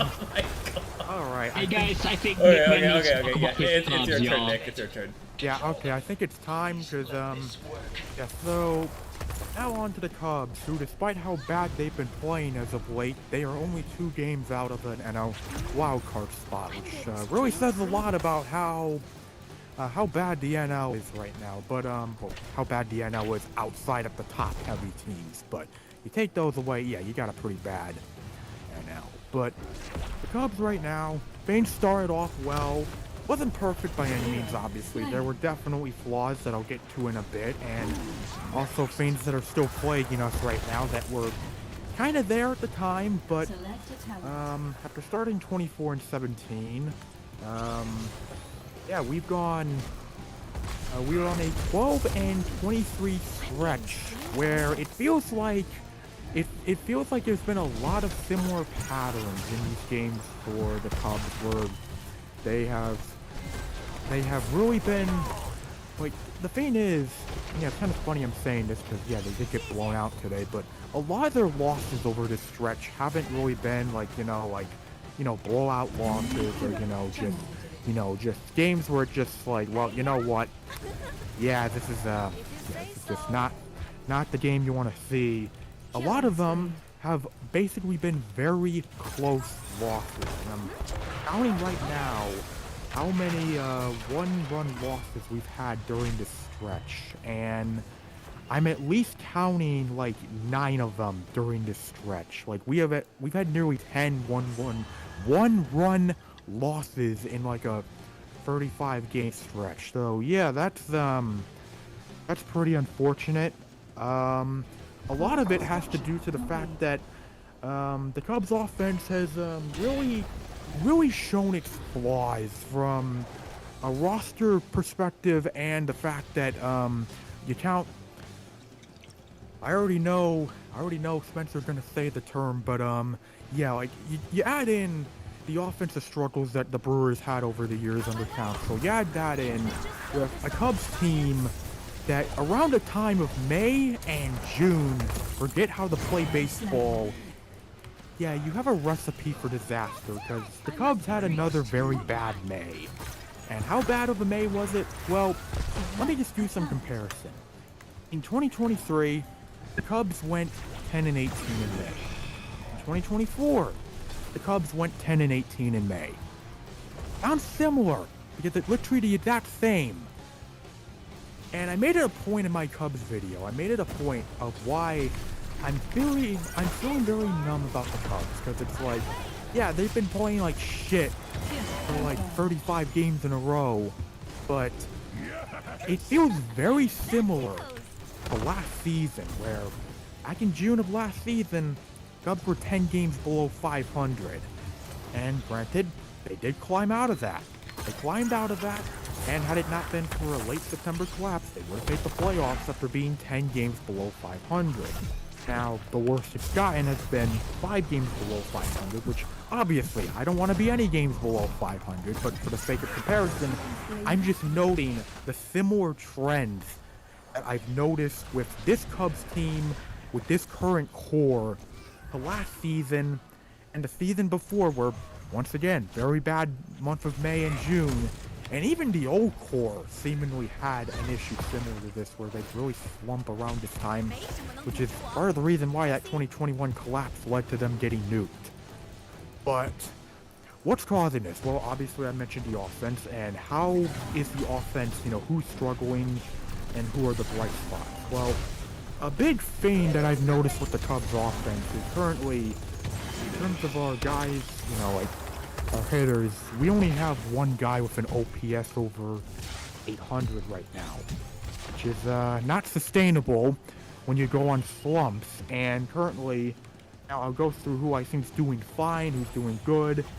Michael Busch is still doing good. He had a bit of a slump, but he's been pretty good recently, so he's having a good season, which, yeah, trade with the Dodgers is looking pretty good. Bellinger's been fine. Happ's been doing a lot better as of late. He's been fine. Suzuki's been fine. But yeah, I'm really using the word fine here because it's like, you know, there's guys that are doing fine, but there's nobody in terms of the hitting core that I would say is doing great. And when you have a slump, that, you know, when your team goes in a slump and your guys are fine, they're either going to fall into mediocrity or they're just not going to hit well. And a lot of times it's usually the latter. And basically what you have the team, a hitting core built on an unstable deck of cards that once something falls, it all comes crumbling down. Because, yeah, there's been a lot of guys struggling. Nico, who I definitely imagine has been plagued by injuries. He hasn't exactly been great. Andrew Swanson's been struggling. I mean, he is looking a bit better as of late, but it's really been a rough stretch for him this season. And Christopher Morel's really been battling on the Mendoza line all season, so that's not been good to see. And, you know, like, outside of the guys that are doing fine, you just have a lot of guys in, like, a 600 OPS, 500 OPS, which is, really happening with our catchers, because our catchers have been very atrocious hitting-wise, because, you know, Miguel Amaya is not exactly panned out this season. He's batting below 200, and Jan Gomes just got DFA'd. He was, I mean, I knew last season wasn't going to be sustainable, but I wasn't expecting him to, you know, fall off this hard. And granted, there's still been some bright spots. You know, I mentioned some already. Pete Crow Armstrong, he needs to get the hitting going, but I will say this. His defense in the outfield has been among the best in baseball. Like, literally top 5 in baseball. His defense is excellent. He makes usually tough plays for other outfielders look simple as hell, which is why you never really see a highlight play from him. It's so simple for Pete Crow Armstrong, which is great to see defensively. Like, his defense is excellent, just needs to get the offense going. But obviously, I'm a lot kinder to him than, you know, guys who have been here for a while and aren't exactly doing well. So, the batting. Now we have the pitching, which I will say this. Starting pitching has been good. Like, starting pitching's been really good. Justin Steele has, you know, after coming back from that injury suffered on opening night, he's been doing well. He's been doing very well. Jameson Tylone's having a much better season so far. Javier Assad, he's been very good. And I know he had an awful game today, but outside of, like, this game and the one he had against the Brewers, you know, Shota's been everything I could ask for. Like, I know he had an awful game today, but outside of that, he's still doing what he's had to do this season. That's been very nice to see from a guy in his first season in the major. So, the starting pitching core, basically outside of, you know, Kyle Hendricks, who granted has had back-to-back quality outings, so that's really good to see from him. But outside of him, it's been, you know, it's been a strong starting pitching rotation. Unfortunately, same can't be said for the bullpen. Yet another year. Yeah, this bullpen's been a mess, which really been a common trend with the Cubs for so long now. They don't have a good bullpen. And I said it in my video about the Cubs. Cubs for many years have had a bad bullpen that at least has a band-aid.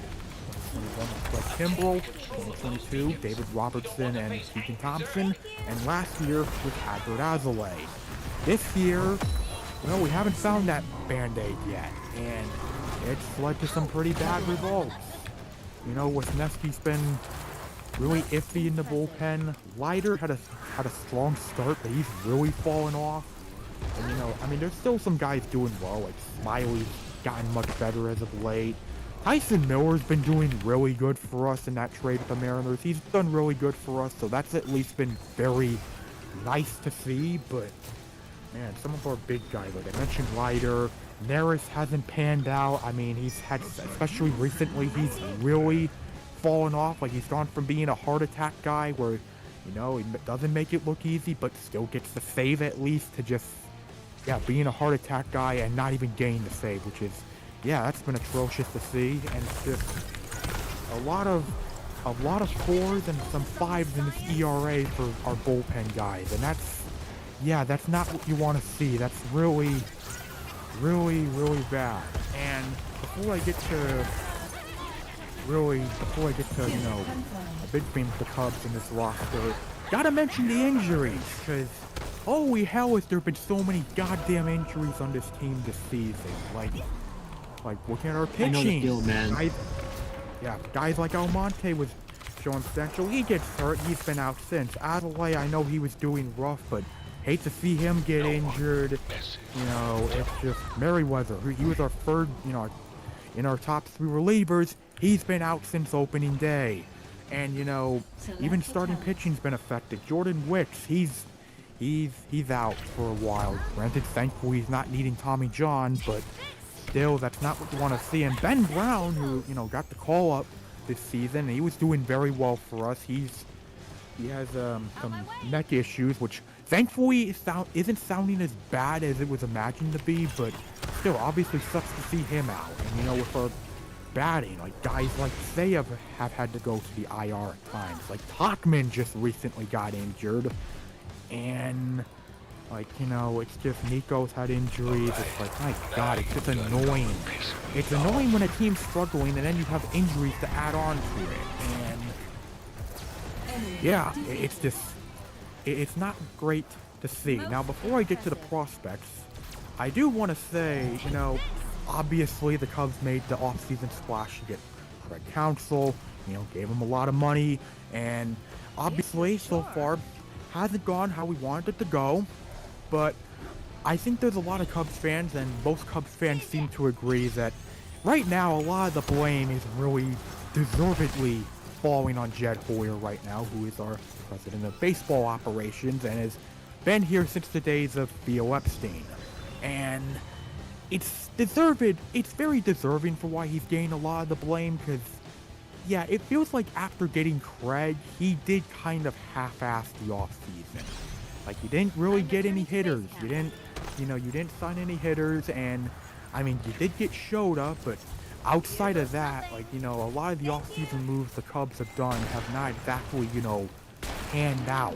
And it just feels like, it feels like his vision, Jed's vision, was, okay, we have at least guys who showed last season they can be productive. Okay, let's get a better, if we just get a better skipper in here, we'll be fine, which is, we got money to Counsell, but it seems very clear right now that, okay, just getting a better manager wasn't the only thing the Cubs needed to do this offseason.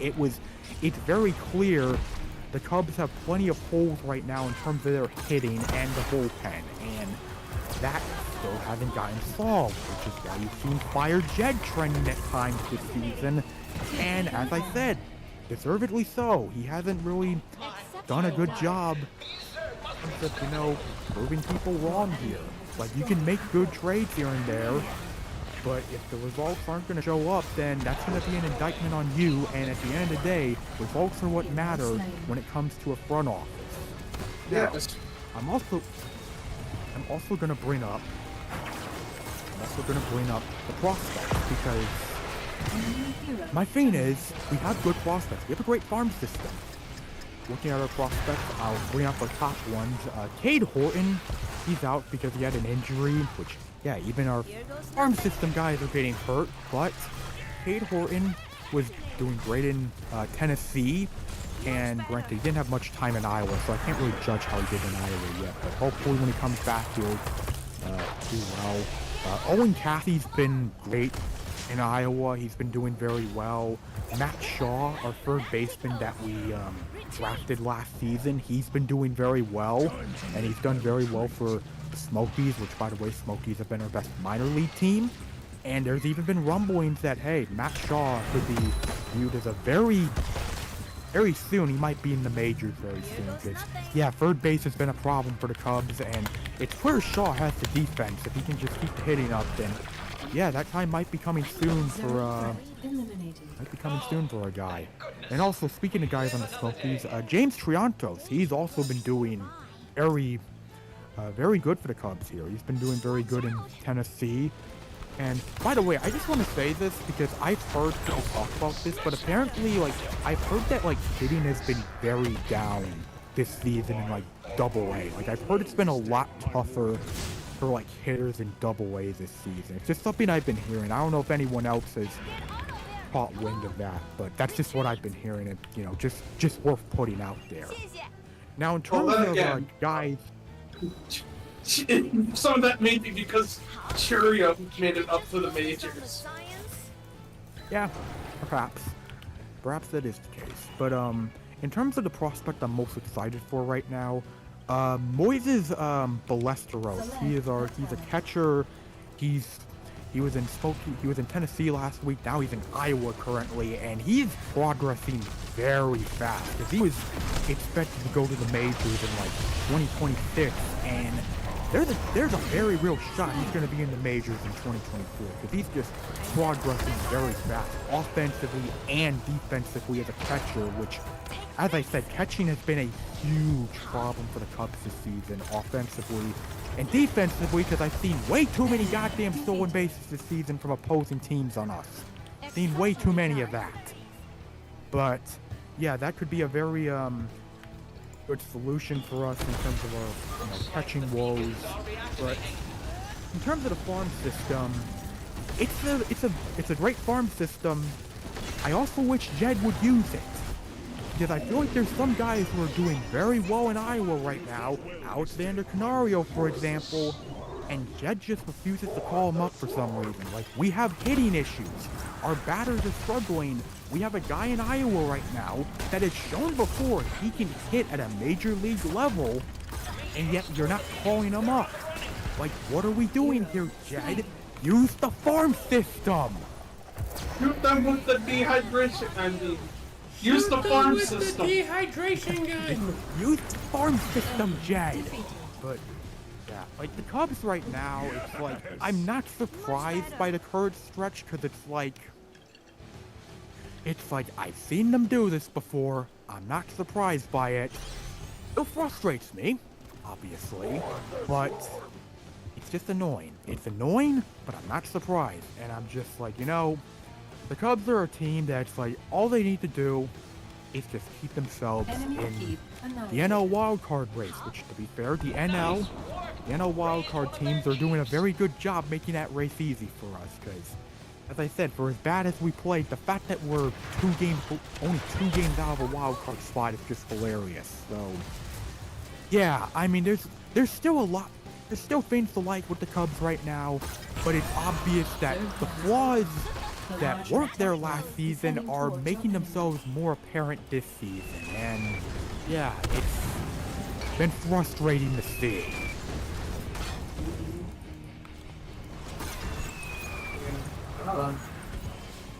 Yeah, just know that you're not alone. You know, watching Craig Council team where the hitting goes, as Outcast would put it, cooler than being cool. Yeah. Yeah, and just so you know, that's a big you're not reason. alone in being an injury ravaged NL team that's somehow still in the race, because the wildcard race is a whole bunch of bull crap.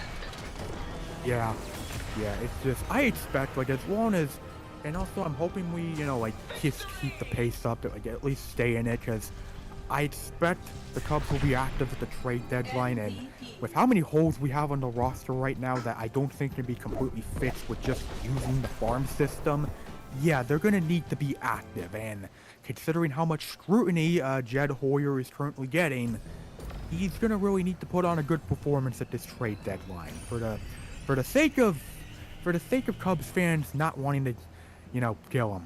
But yeah. With hammers, even. Yeah, with hammers. Maybe in Minecraft. Just kill him in Minecraft. That's what I mean by that. Don't worry. Nobody come after me. Yeah. Alright. Or in Fortnite. Mm-hmm. Yeah. Alright. Just kidding, Welcome. officer. Welcome. So yeah, just to sum it up, guys, for all baseball fans, as long as you're not a White Sox fan or a Rockies fan or a Marlins fan, y'all chillin'. Even Ace fans are somehow chilling. Well, I mean, we're about to get into the funny that is the AL conference, because the AL is much more different than the NL. Whereas the AL, we have teams that are 4 games out of a wild card spot versus the Giants, who are only 2 games out of a wild card spot, and they are the 3rd worst team in the NL. So, just And then there's, the AL, where the poor Tigers, yeah. What's been going wrong with them, huh?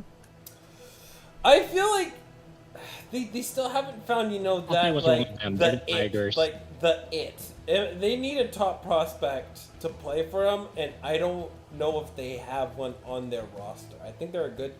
They need that push. I But, really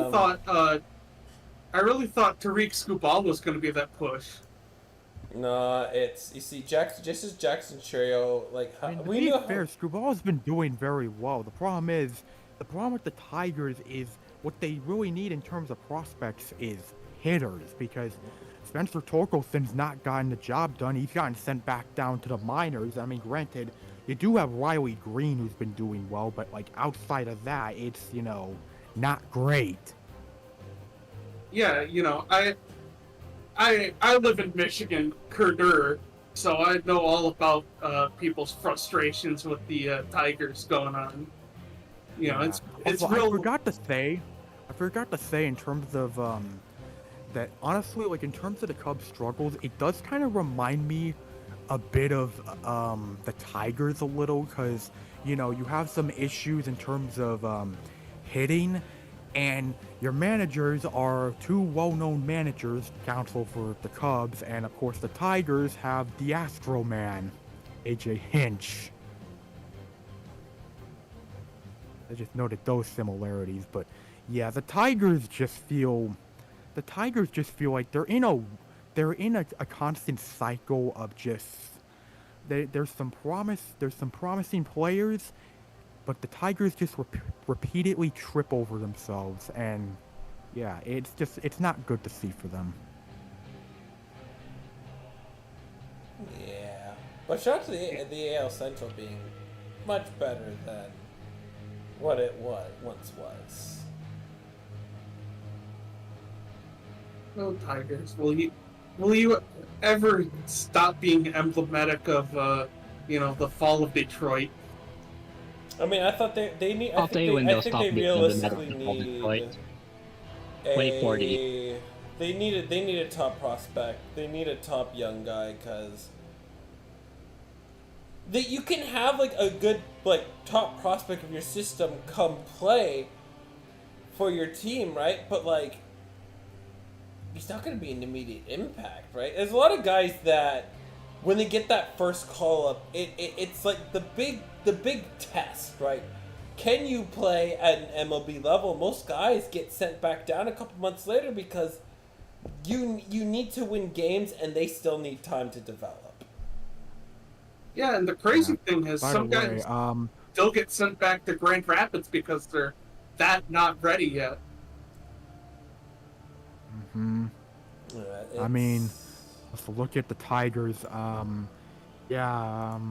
Great way to sum it up. Javi Baez, 456 OPS. Oh, Woof. ouch. What the shit? We're getting into the 400s. Oh my fucking god! And yet people in SF shit on Austin Slater. He's not that bad. Javi Baez is 476. He was he on All-Star a while back? Yeah, he fell off once he got to Detroit. You can't have shit in Detroit. Oh no, it's one more lane all over again. Oh my fucking god! One more lane. No. No, we just need All I can one say more is lane. Javi Baez in Detroit is Javi Baez in Detroit is a bigger disaster than the Detroit Grand Prix in Formula One. Yeah, I'm sure you've heard it's- of that, Nickman. My God, yeah, I have. Like, my God, this is the kind of Javi Baez with the Tigers. The stuff he's putting up is the kind of stuff that gets associated with Celtic Shaq. Yeah, it's it's the one more lane of baseball. It's No, one more lane, bro. one more Baez.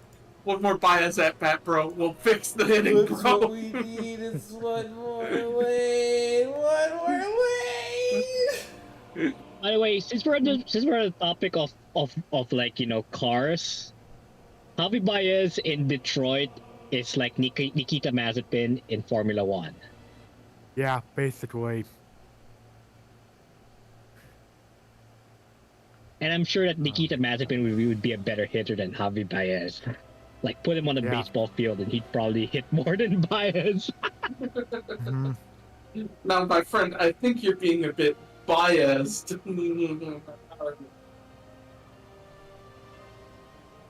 Yeah, I bet we're having a good time being biased against Javi Baez. Oh, we're getting into the bad pun section of the podcast. Alright, before we do get into this terrible pun, this wonderful puntacular portion of it, we need to save our brain power for one final team. Welcome to the Puget Sound Off edition of the Untitled Sickos Project. And as a Mariners fan right now, there needs to be a reminder of patience. We're gonna need a lot of it. We're gonna need a lot of patience. Sometimes things go your way. Sometimes things don't go your way, you know? The fact that the Mariners are leading the division for the first time since 2001 should say a lot. It does. That new metal is back, baby! We are... I did it all for the Nookie! Come on, the Nookie! Come on, so you can take that cookie and stick it up your yeah! Stick it up your yeah! Stick it up your yeah! Stick it up your... 3, 2, 1. Yeah. We cannot. Like, the thing about the Mariners, right, is...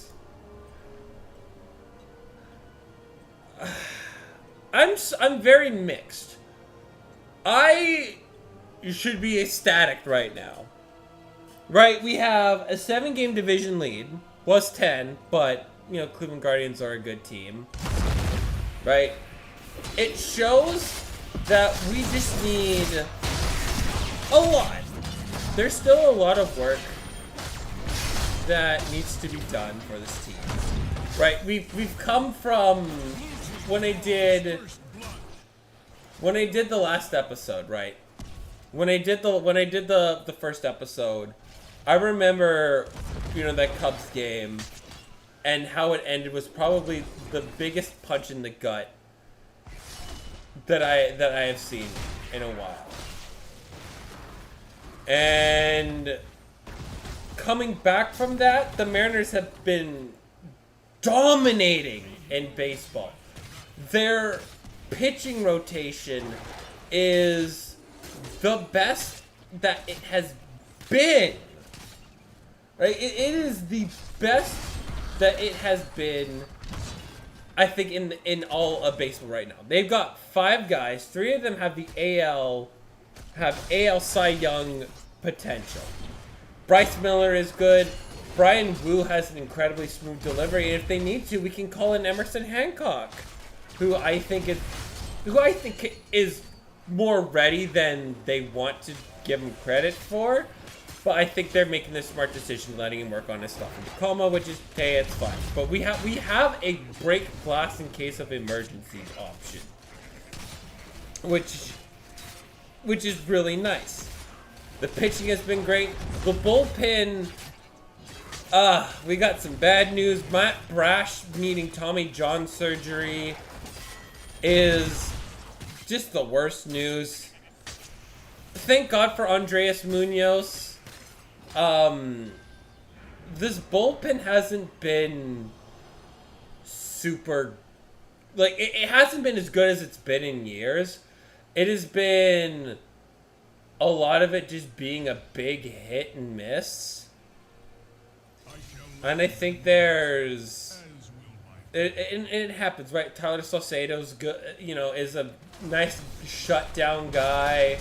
They have a guy like Gabe Spire that can get him out of tough situations. Thornton's a nice inning eater, but like that's that. Like other than that, it's like gonna be a rotating carousel of guys in Tacoma.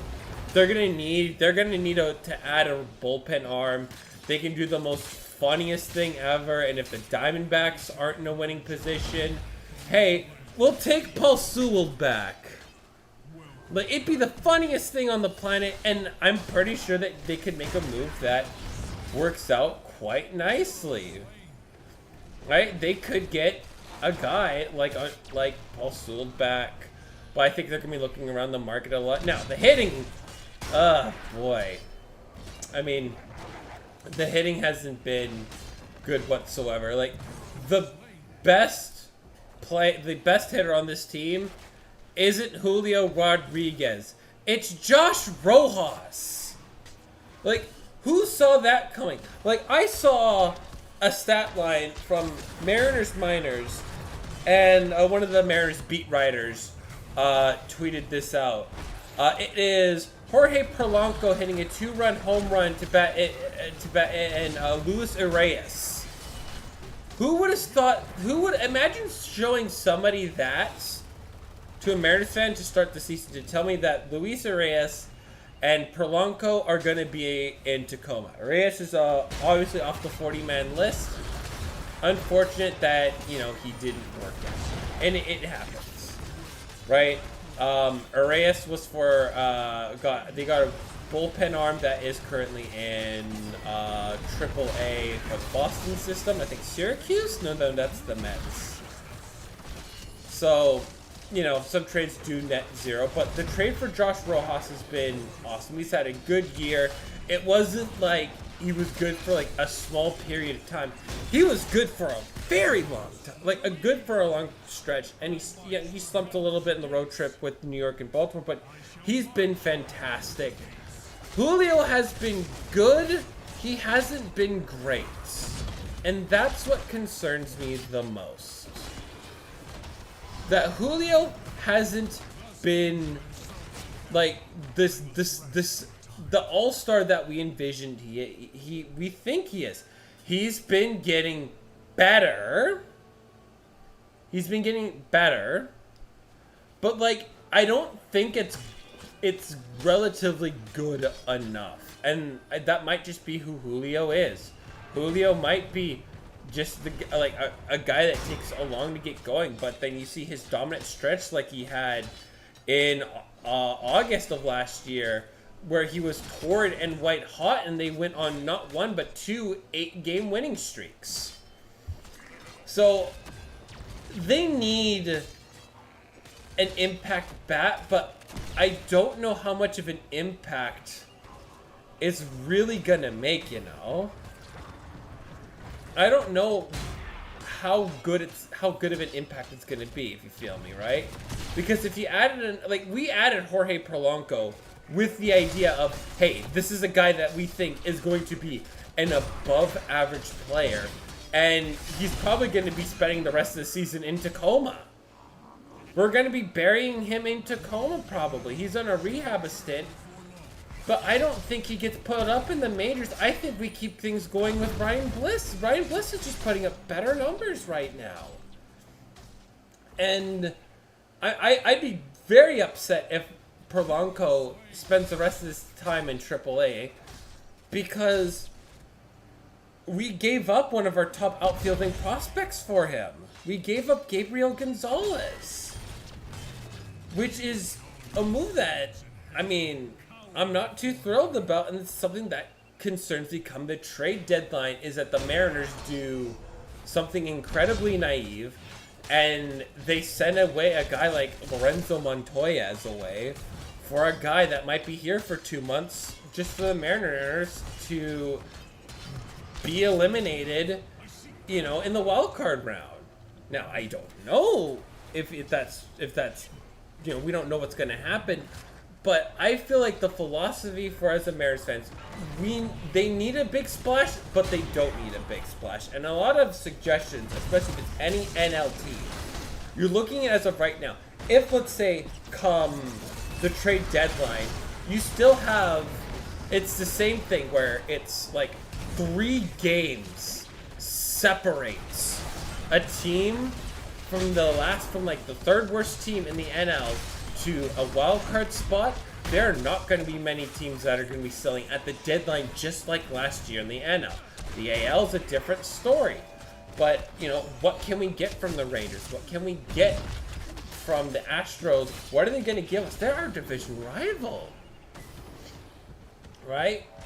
What are we realistically going to get from them? I've looked at, I think a really good option would be, was it? It's an outfielder for the Rays.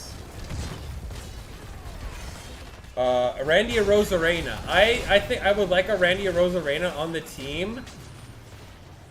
I think that's like a big move that would be incredible to see. I don't know if I would want Vlad Guerrero Jr. because it looks like I've looked at how Vlad Guerrero has done this year. He doesn't look like somebody that's going to do very good, right? He's been good, just not great. Same thing as Julio, and he refuses to adjust his swing path. And I don't know if that's going to work in Seattle. Bo Bichette, he's shortstop, I believe. No, we don't need... Yeah, he's shortstop. We don't need shortstop. We have J.P. Crawford. We have Josh Rojas. We have Dylan Moore to kind of platoon around that. And we also have Ryan Bliss as well. I mean, the only thing I've looked at is maybe a third baseman, but the third baseman guys I'm looking at, they're in the NL. And they're teams that I don't think they'd be willing to part way. Like, I'm thinking, like, you know, I would like Paul Goldschmidt. I think Paul Goldschmidt would be really good to solidify the third baseman position, but it's a team that I don't know if they want to sell. And then you look at, I mean, I've seen so many trades like, oh, we should get Peter Alonso. Do you not know what the Mets just did? The Mets are white hot in the Grimace era. They've only lost, what, 2 games since Grimace threw the first pitch? 1 game. Sorry, Only one game. Oh yeah, you're not selling. Like, if you're keeping up with the pace and you're around 500, you're not trading away Peter Alonso. You're not trading anybody if you are in the... Although, to be clear, the Mets are... It is another classic low Mets season from all accounts. Not... Here's the thing. If before the first pitch that Grimace did, I would have said yes. Not anymore. No. Not anymore. They're I mean, a white fair, hot it is baseball funny team. though. It is kind of funny though that their momentum has come literally from Grimace throwing the first pitch. Like that is a peak Mets. It's why I love baseball so much, because there's I mean, just... it is low Mets, just not in the traditional way. Mhm. Also, Nickman is turning into a robot. You know, I for one accept our robot overlord. So, Oh we yeah, I come appreciate that. Nickman is becoming a robot. to the final Why is he arc. becoming Erling Haaland? The Seattle Mariners have one of the weakest schedules to finish. It's not tough. They have one final series in Baltimore that they're going to be playing very soon. We have to play the Phillies, which we're going to be playing soon, Dodgers and the Yankees one more time, and that's realistically it. Our division's, again, a joke. It feels like the Rangers, they can't get that first step that they really need. Like, the Rangers need to get... They're too hungover. Astros, their entire starting rotation is completely hurt. They really... If I know, again, controversy aside, they could really use a Trevor Bauer. But, again, they're not really in a playoff position to really go say, hey, let's sign Trevor Bauer, you know? Also, Trevor Bauer is a I scum said fuck. this. He's alleged scum Well, I heard. fuck. Here's the thing. I heard about the Astros. The problem with the Astros I've noticed is they do have, like, you know, good pitchers. It's just their good pitchers are hurt. Now you're putting out guys who are doing really bad, and yeah, it feels like guys really been getting the most use for the Astros in terms of the pitching, doing really bad at it. So yeah, it's really hurt the Astros because their offense is still there, but they don't have the pitching. They do not. They do, like, their top pitching prospects have, like, Hunter Brown is been garbage this year. Like, they're guys that have just been okay, but just not good. Right? And then, and they lost 2 back-to-back starting pitchers to Tommy John. Like, that's big enough to note. So, again, I'm going to say, I've said this division is the Mariners to lose. And the one thing I will pay, I'm more looking at if we were to lose the division lead, would we be still in the wild card? And I think that's what I really care about the most is, hey, in the terms of the divisional race, all we need to do is just maintain pace with the wild card teams, and if an AL West team gets red hot, at least we have the backup, as in, hey, it's not all that bad. You guys still have a chance to be in the wild card spot in case we do have a horrific decision and completely fluff up. We're still in the wild card spot, but AL in the playoffs, it's theirs to lose right now, and they just got to keep playing the best that I find that they can do. Now, the trade deadline, it's in a month, and the Mariners need to make moves. They have to add an impact bat, and we have to wait and see, because all the guys that are being connected to are guys that are teams that are like, they're hesitating, I don't think they want to just, leave,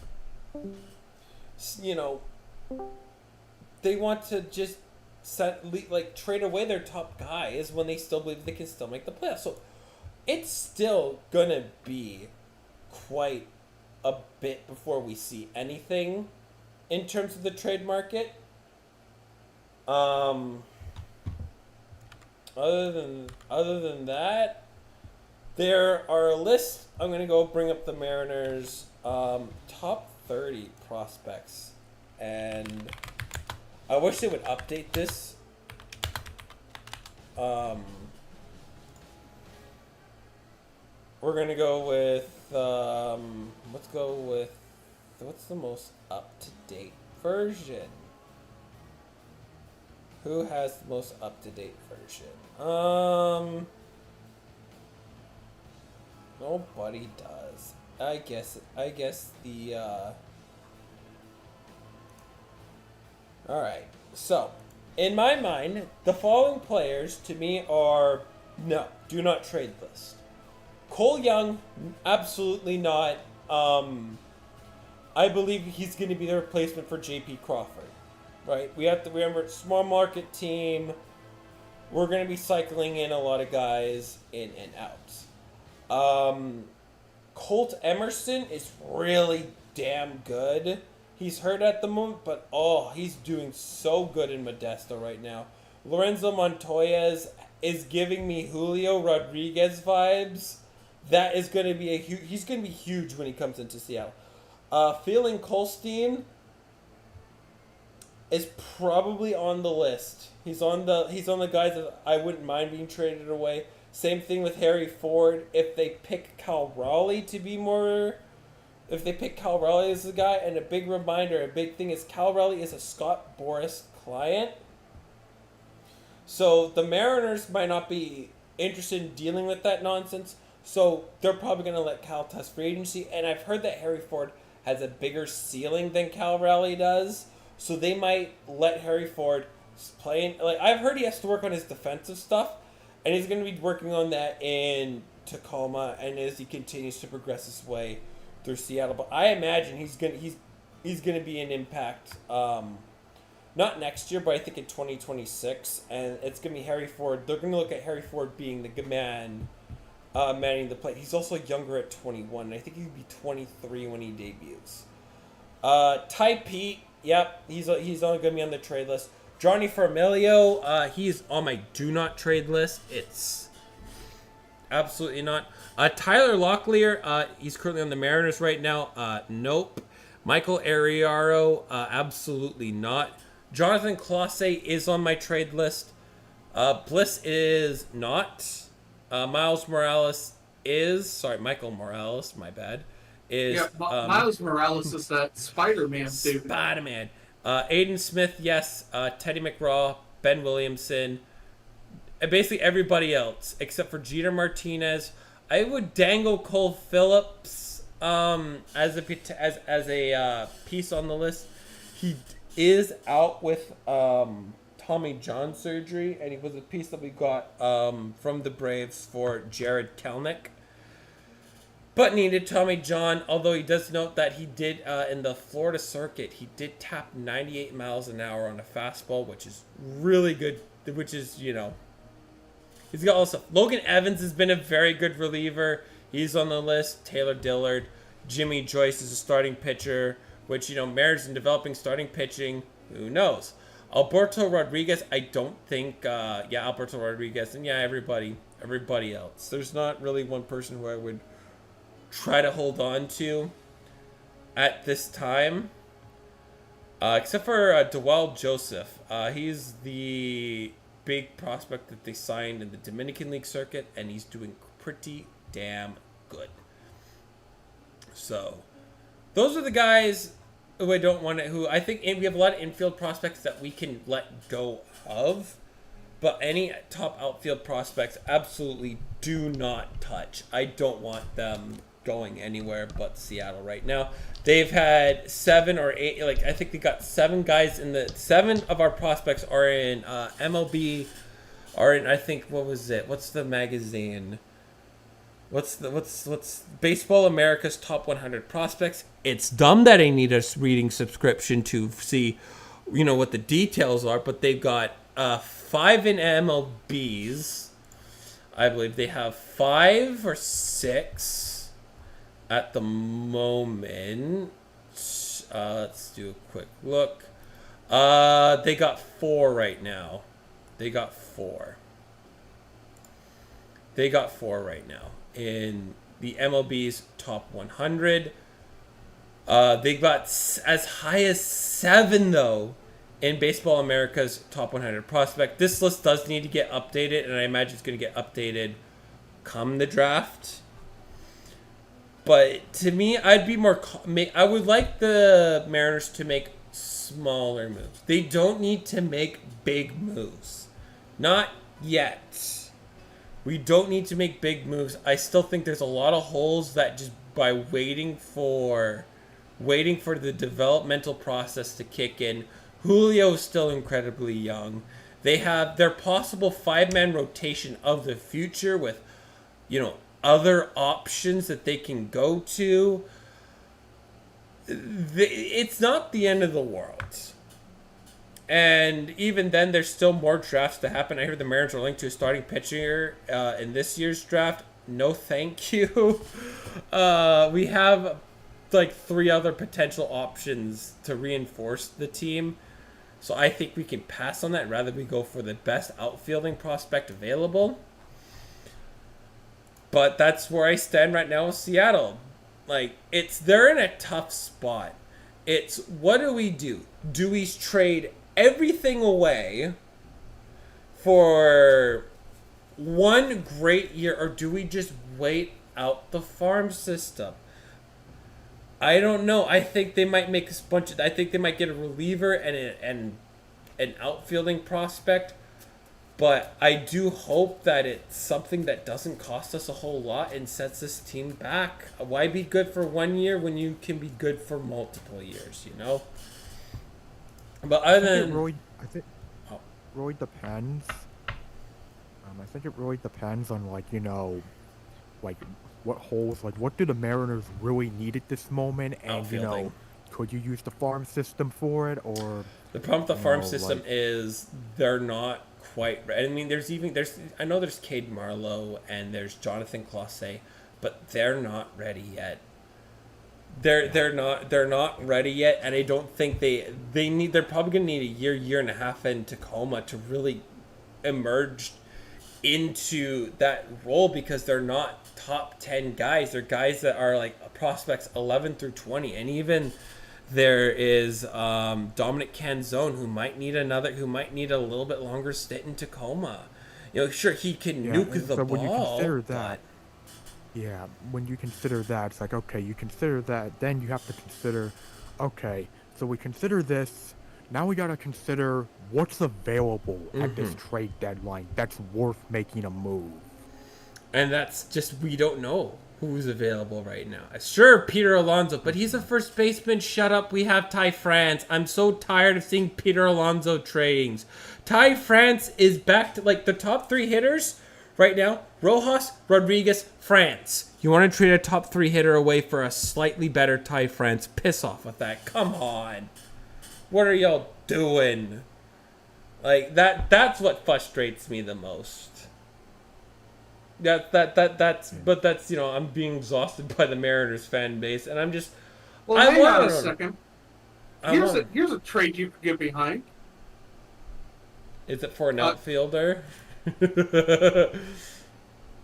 No, it's for Kirk Cousins, actually. No.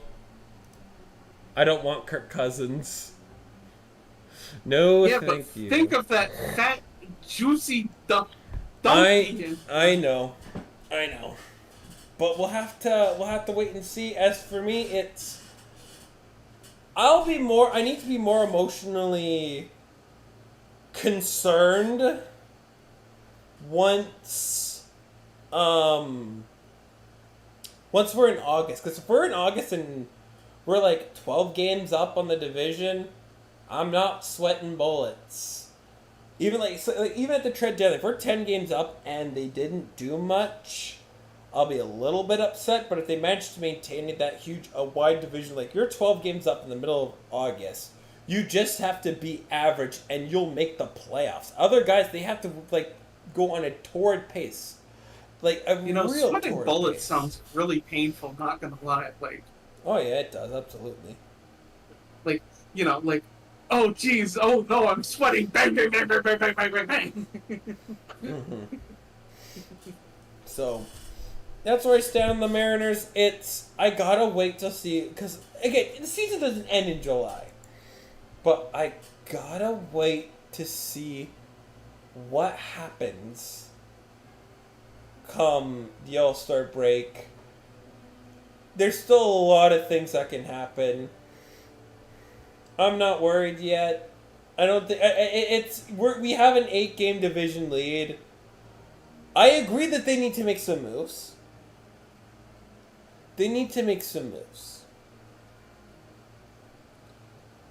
But I don't know what that move would be yet. All I know is that we need something. We need something to just maintain that. But I don't know when that time is. And I don't know who you realistically give up. If they can try to reel in, like Polanco, if people need pitching help, like Dallas Kerchel, I think that's a potential option. He's been doing super good in Tacoma. I if someone wants to give him a chance, sure, why not, right? But hey, you know who always loves just like shitting out elite pitchers? Milwaukee, baby. Milwaukee and Seattle, man. Our entire rotation is about to be, I think, come next year, drafted and developed by Seattle. I think they trade Luis Castillo away in the offseason. They're gonna make that move. They're gonna trade the dude. They're gonna trade La Pedria. It's pronounced Castillo. Okay, whatever. You can pronounce Saskatchewan wrong, and I will pronounce this one wrong. All right. So I mean, that's it. At the end of the day, I mean, again, they're doing good, but we're gonna wait to see what it looks like come the All-Star break, and then come during the trade deadline. Because if it's still the same, I'm not too worried about it. Yeah, but if they lose that. If we lose the division lead, the fan base is going to have pack your pitchforks and torches. They're going to march to the owner and tell him to fucking spend on the team. They're going to go fucking after the guy. And what will you be there, pitchfork in hand, telling him to No. fuck himself? Because I'm on the side of we just gotta wait for Lorenzo Montoya's and Michael Ariaro. We again when I say that this Modesto Nuts team is completely stacked, they easily without breaking a sweat won the California League for the first half of the California League. Easily without breaking a sweat, they had the best record. They when I say that Modesto Nuts are stacked. Half of these guys should be in Everett right now, but they probably won't be until after the draft. That's when they start moving up some guys. There's some studs. As a Whitecaps fan, Crush Those Nuts is well within my No, dictionary. we would definitely destroy the team, man. They are that good. When I'm Crush those nuts! Crush those nuts! Anything, I wouldn't be surprised if guys on this Modesto Nuts team at some point, all of them would have been being named in the top 30 prospects. And I think with these guys alone, they have the potential to really bring. Again, I feel like the Mariners have a farm system that should be in the top 5 right now. But I can understand a lot of these guys aren't in AA or high A yet. But I think come next year, we're going to see the Mariners have a top 5 farm system, and it looks really, really damn good. We'll see what they do in this year's draft, but... For the record, West Michigan is a high A team. Oh, I'm saying low A. Oh. Not high A, low A. Yeah, that Whitecaps play in the Midwest League. That is high A. Not... I'm not sure. Sorry, that's A. That's either it's high A or there's A advanced. That's basically high A. Yeah, I'm trying to see if oh, you're probably in the Northwest League. Yeah, we're in the Northwest. Yeah. For high A. Yeah. There's 6 other teams. Yep, the Everett Aqua Sox. Yeah, Aqua Sox. I think the Aqua Sox in the second half were really good because it featured Harry Ford, Cole Young, and Gabriel Gonzalez, and they were incredible. Well, next time you come out here, if you ever come out here, I definitely got to take you to a Whitecaps game. I would do that only if there's a former Mariner prospect. I'm sorry. I'm only going to baseball games if there's a former Mariner there or something. Well, Nick Castellanos' legacy actually got its start in West Michigan because he hit a homer right as they announced that Osama bin Laden had died. Yeah, but that's all I got for the Mariners. The White Sox, oh my god. I really hope they win 40 games this year. So this might be a hot take, but I think Jerry Reinsdorf should get the guillotine. That's not a hot take. That's not a hot take. Yeah, the only people who would disagree is people who'd want something worse. By the way, I love searching up. Did Nick Castellanos hit a home run when Osama bin Laden died? While searching that up, I saw other searches. Did Nick Castellanos hit a home run when the Queen died? Did Nick Castellanos hit a home run when O.J. Simpson died? I love baseball. Yeah, thanks, Google. Oh my god, that is funny. Is there any... other than that, we know what the shit shows are. Jerry Reinsdorf, do yourself a favor. And sell their teams, man. Just go to the Hamptons. I watched the White Sox. They have a decent starting 5 rotation. Their bullpen... Oh my god. Mamma mia, they serve so much meatballs. Yeah, their bullpen might actually be like the worst bullpen ever. Like I remember there was like, during that losing stretch they had against like, I believe it was like the Brewers and the Cubs. Like, trying to think like how bad was it? Because it was like runs of like the White Sox were getting outscored in like the 5th through like the 9th innings, like 25 to like 3 or 25 to 5 over like a 6-game stretch. Yeah, you'd think they were playing. You'd think they'd be sponsored by Famous Amos by how many cookies they were giving up. Yep. It's not a good team, man. It's not a good. They're not a good team. It's. Yeah. When the most famous thing about you is a guy who calls into your radio station. You fucked up. You have fucked up. Oh yeah. Also, one final random fact: since Donald Trump praised the Florida Panthers, they've been outscored 18-5. That's what I call a Biden blast. He thought he could like bless a team like he blessed McLaren before Lando Norris's win. It turns out it doesn't work for hockey. No, it does Yeah, not. Florida Panthers had to meet this.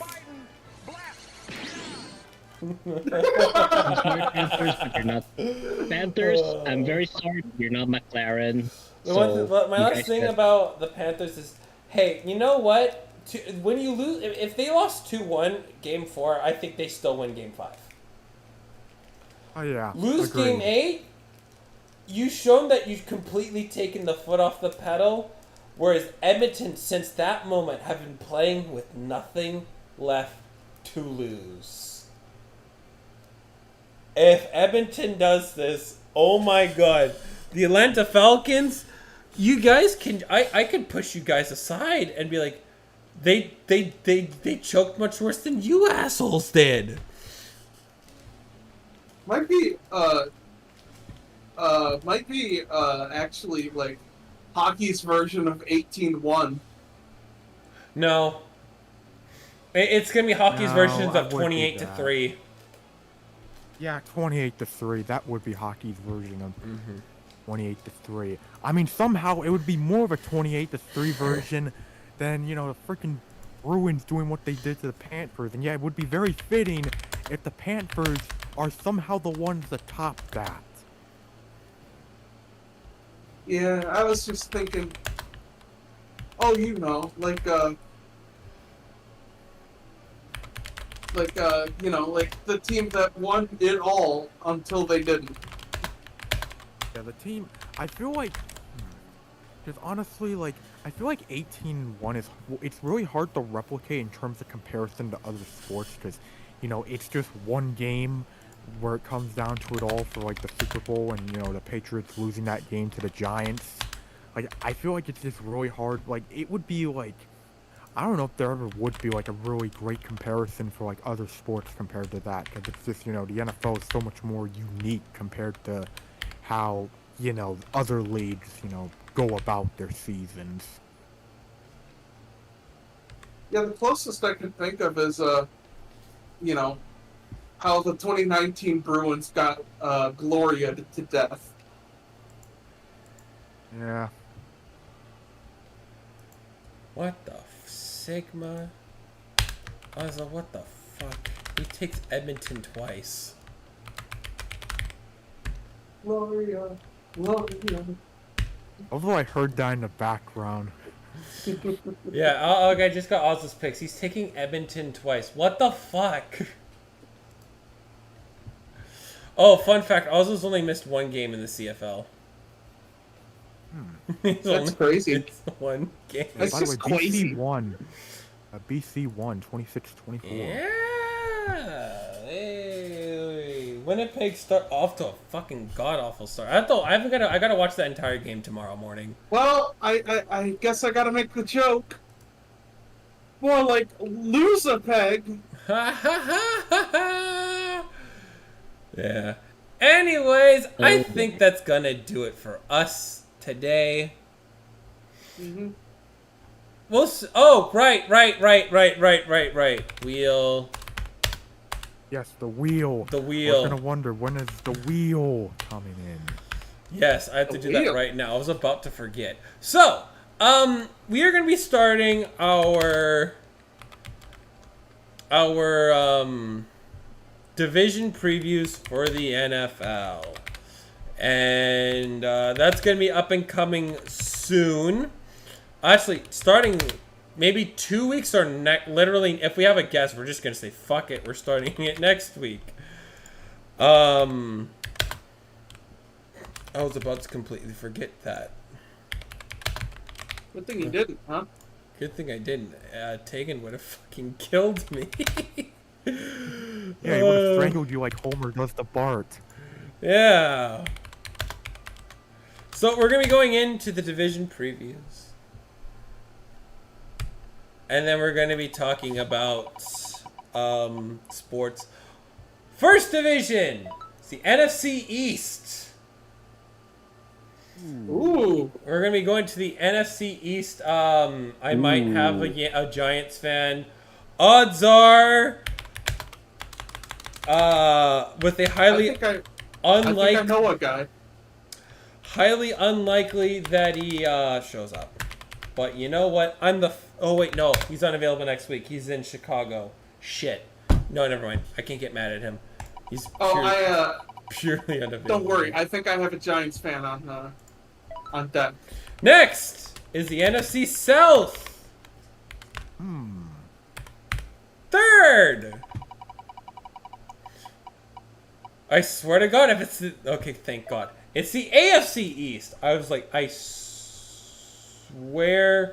to unholiest of deities. Unholiest. If we were gonna get... If it was gonna be like last year where we did all the AFC first and then the NFC... By the way, it was all randomized. If it was this year, it was gonna be all of the NFC divisions first before we got to an AFC division. Because we did the AFC first. It was all randomized, by the way. But it only stayed in one conference the entire time. Okay, so 5th is the AFC North. 6th is the NFC West. That's probably going to be the one with Luke and Aiden. I will have to Power look at my Hour. schedule. AFC West is 6. My fiance, yes, she is a Swiftie and is a Chiefs fan. She is a Chiefs fan. She went out of her way to watch every single AFC South is 7th. Lastly will be the AFC North. So NFC North is last. Save the best for last. Yeah, save the best for last. So, to repeat the order, we're doing NFC the NFC East. East first. The NFC South, the AFC East, the AFC North, the NFC West, the AFC West, the AFC South, and the NFC North. I've DM'd it to Taegan, so Taegan has everything. Alright, that's good. So I'm looking ahead. If we start next week, I probably will be unavailable for the NFC West. As shocking as it would be, I would be unavailable for the NFC West. Well, we got to have you for the NFC West. I mean, it would be... Spencer, you would have to stream, and I would, depending upon what I'm doing... If I'm on my way home, I would be on my phone. I have 100 gigs of data. It's fine. But if I'm working at the time... Yeah, I'm on unlimited, and, I have 400 down, 100 up, so... Well, no, what's your total, how much data what's your total data for your internet provider? No, I mean, I'm on an unlimited data. Oh, yeah, unlimited. Yeah, unlimited. So, yeah, no, you would have the reins for that, because I have unlimited as well. But I might be unavailable. If we were to start next week, I would be likely unavailable, and then I would be probably unavailable for the AFC South and AFC North. If we were to do it week to week to week. Because I'm going to be helping a guy out. I would be helping a former friend of mine in their kitchen. They're doing some festivals right now. I would literally be touching grass. Well, we are splitting. We are not doing the split anymore. I've talked to Taegan about it. We are all together. Jerk. We're all together. I've talked to Taegan about that. So we're all going to be together for For it. me. But I'll Spencer, I'll tell you more about why I brought it up. My concern. Never with mind. It. So I've talked with Taegan about it. Like Taegan completely understood my concerns for it. So we're all together, and we're gonna be starting maybe next week. Probably we'll see. If it's not, if it might be something else. Something else, but I'm not so sure yet. But anyways, other than that, Spencer, Nick, and Taegan have been busy. They've been looking at over the top music lists of I'm gonna just go to videos. It's called it's the a Billboard series we're doing called the Sickos Hot 100, where we take a look at year-end Hot 100s year over year, and seeing what we think of it. It's will not. we enjoy a year, or will we suffer dramatically? So should give we- that a watch. So, and spoiler alert, this next one that's gonna go up on the channel is very bad. So do indeed to give it a watch. I'm gonna be trying to do a Puget sound off with the Seahawks draft this year in the off seasons and my thoughts with Mike McDonald, how things are currently going. I will try to get that up before training camp starts, because that's kind of like that's when I could determine the off season ends. Is the start of training camp. I'll look at what they've done in the off season. I will have a lot to say about that. I just got to get my capture card. It is not working for me. That's why I haven't done anything, because I need something sports related, and only my PlayStation 5 has sports related stuff. My PC has, Jack Diddley squat. well, it has a lot of stuff, but it's not related to sports. In a way. In a sense. It's not related to sports, so I can't. I'm trying to get that fixed, so. I mean, worst case scenario, you could, just have like random images of Oh, that means I have to edit. I don't have chip- I don't have editing software. I'm a one-take Andy. Mm. I don't. Wait. Do a picture of yourself trying to play a sport.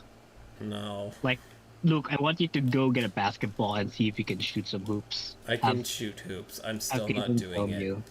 Yeah, they don't shoot hoops up in the Pacific Northwest, not since the Supersonics left. No, thank you, Aiden. I don't want to get stabbed in my basketball that I have just bought stolen by a fucking cracked up homeless person. No, thank you.